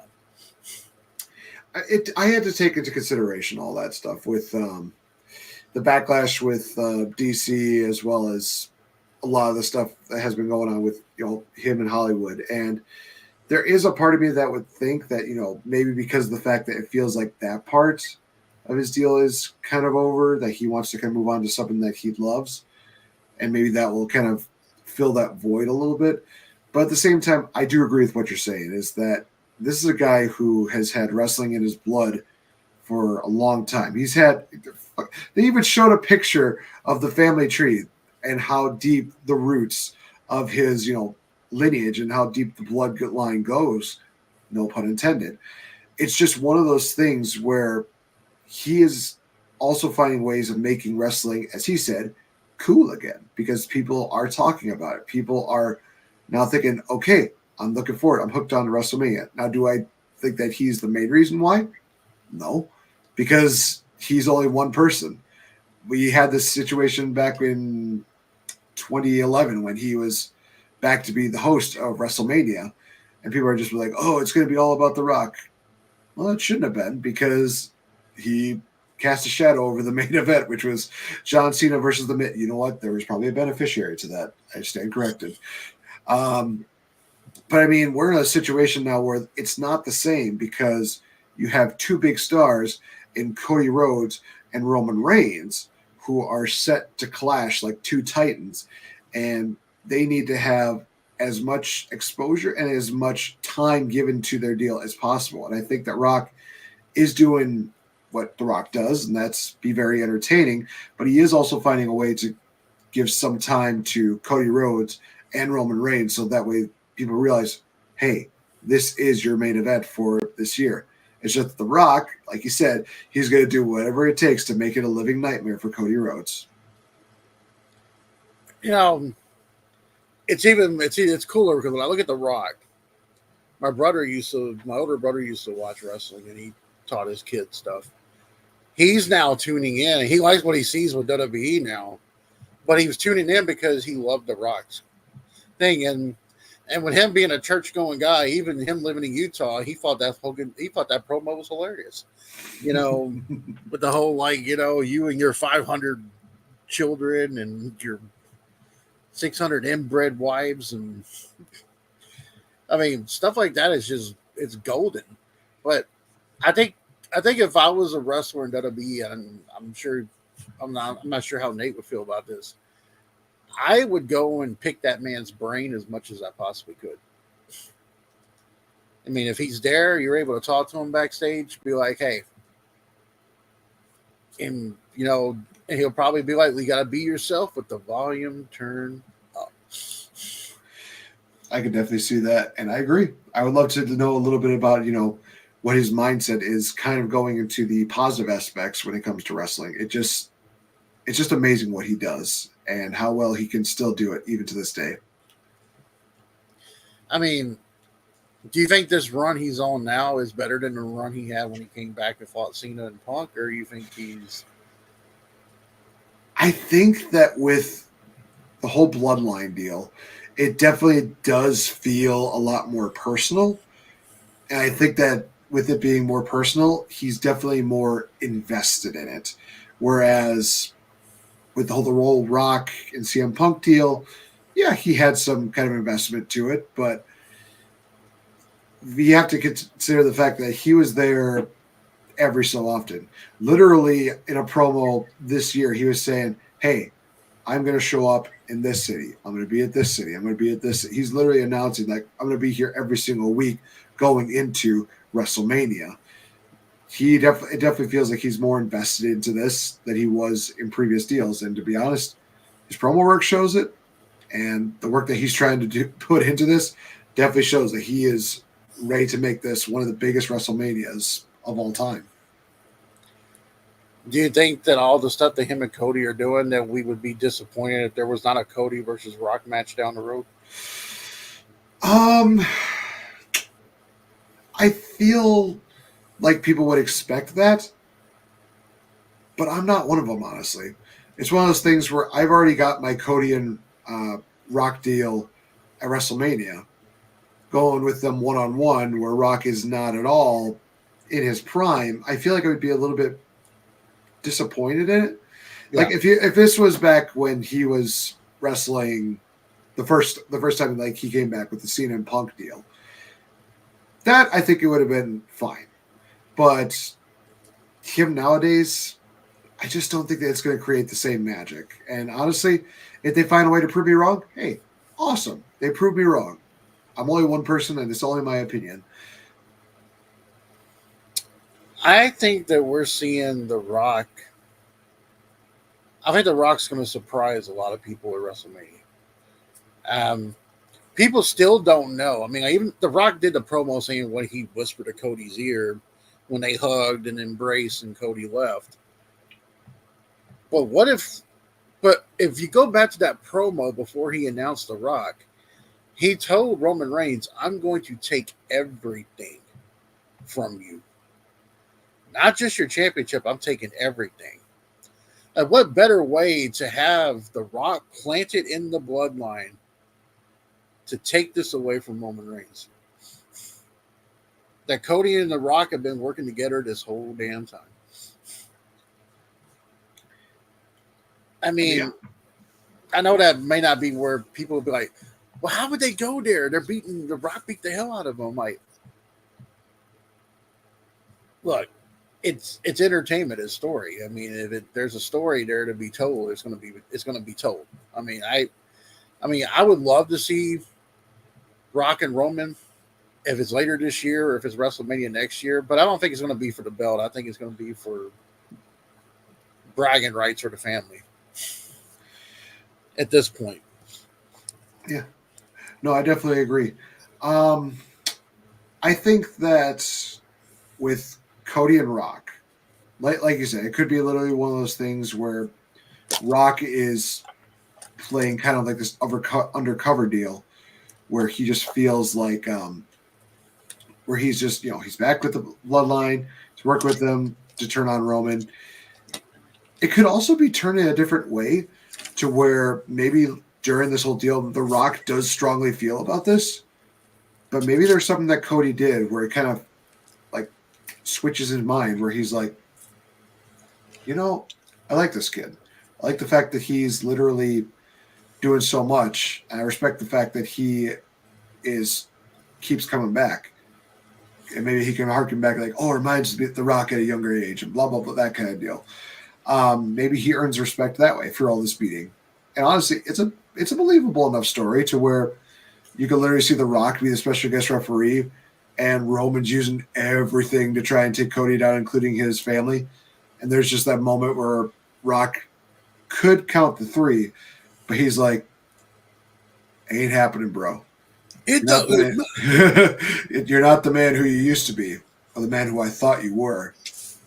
And literally costs Roman the matchup because he sees Cody as somebody who could bring value and prestige back to the WWE Championship. Something like that. I feel like there's a really good story that's embedded there, but we'll have to see how it plays out come WrestleMania next week. I think they did a good job of planning of Seth Rollins not helping them in the back, because it plants that doubt whether or not Seth's going to turn on him. It plants that little, well, he did help you, but he didn't help you there at the end. He could have helped you with The Rock, but he didn't.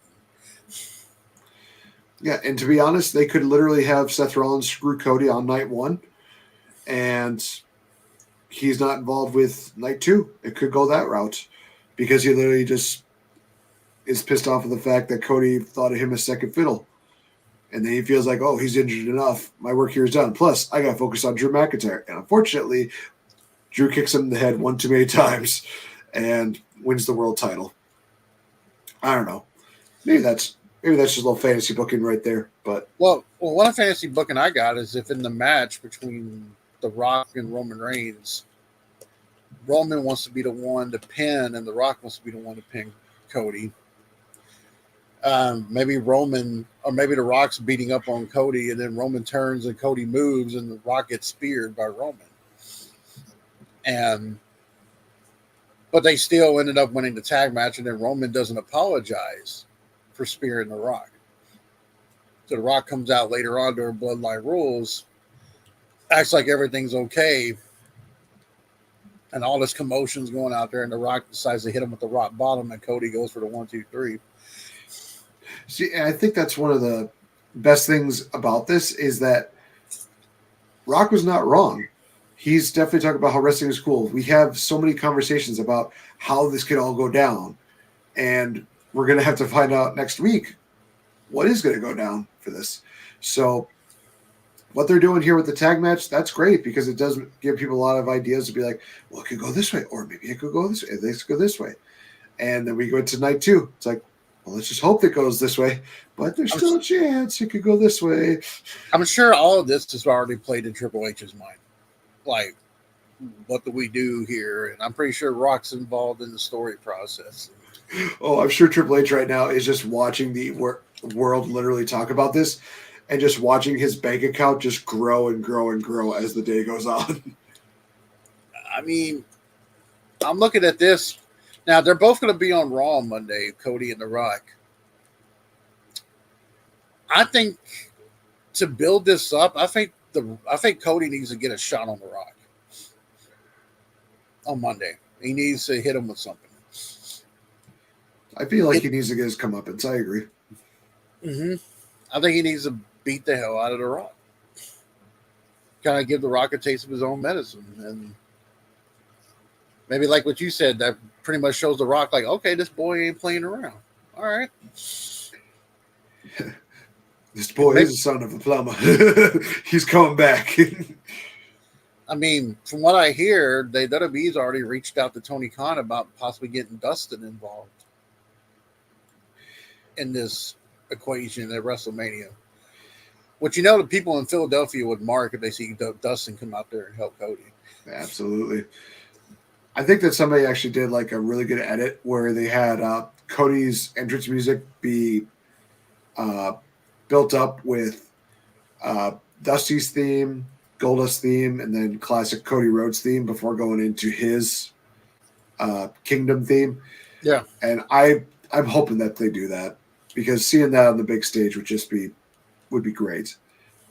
But I'm sure what they do is going to be absolutely phenomenal. It's going to be interesting to see how they try and top the Roman Reigns entrance from last year because that's a hard one to top. I think the band that plays Cody's music is going to be there for night 2 live. So Well, hopefully they have a better showing than they did at Revolution a few years ago. Because I was there live. Oh, man. That was tough to watch.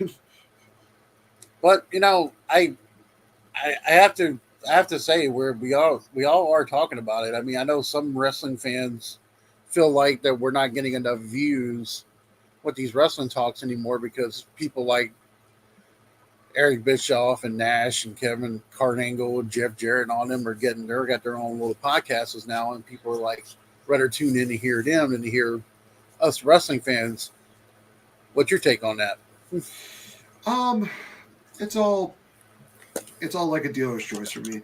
I mean, I'm basically like everybody else. I have an opinion, and sometimes it just stinks. So it's not one of those things where I take really offense to, because there's some people that have like the same opinion. Maybe they want to hear a different opinion. So that's why they go to Kevin Nash or Eric Bischoff. And then they find out, well, they seem to have the same opinion as everybody else does.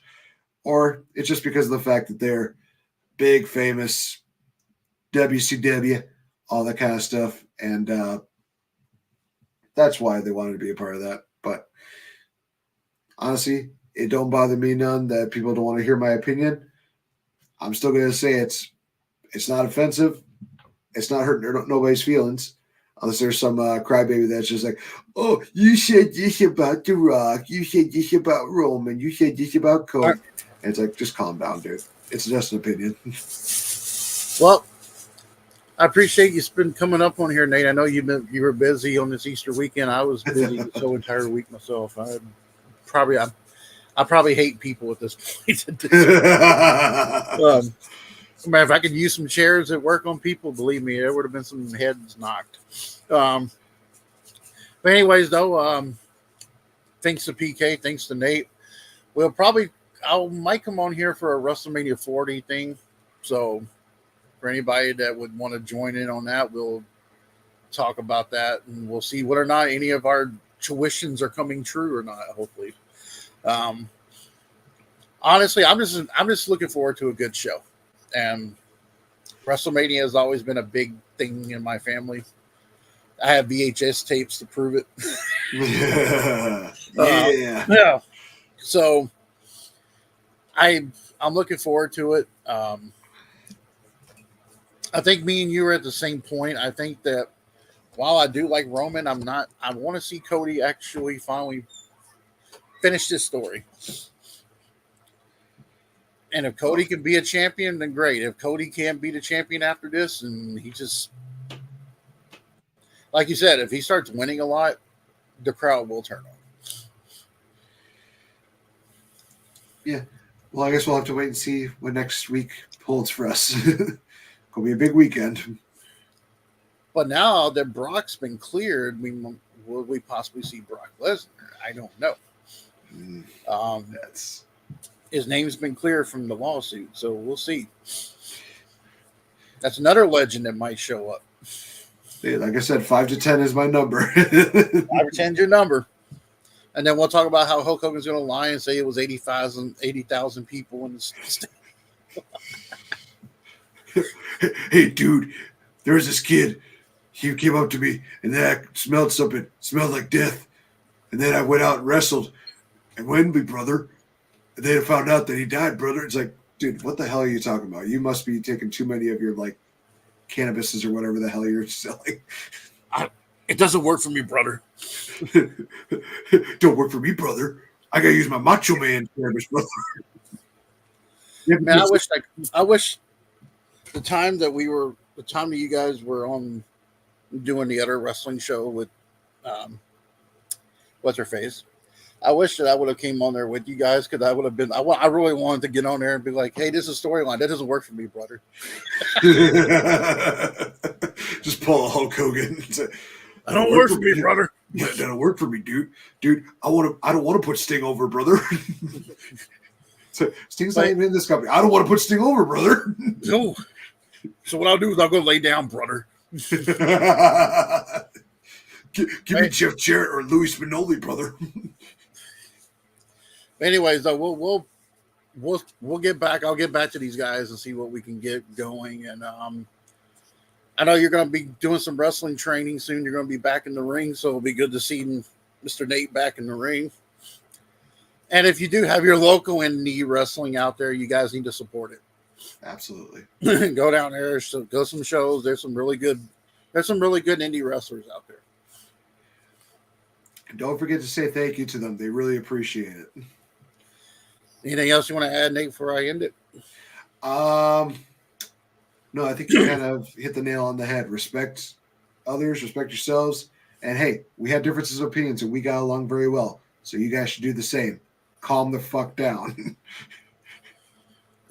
Just because people like Cody doesn't mean that they're crybabies, okay? I mean, now that one guy from Busted Open is kind of a crybaby, I'm not going to lie. But I mean, he was crying into the road, but it's whatever.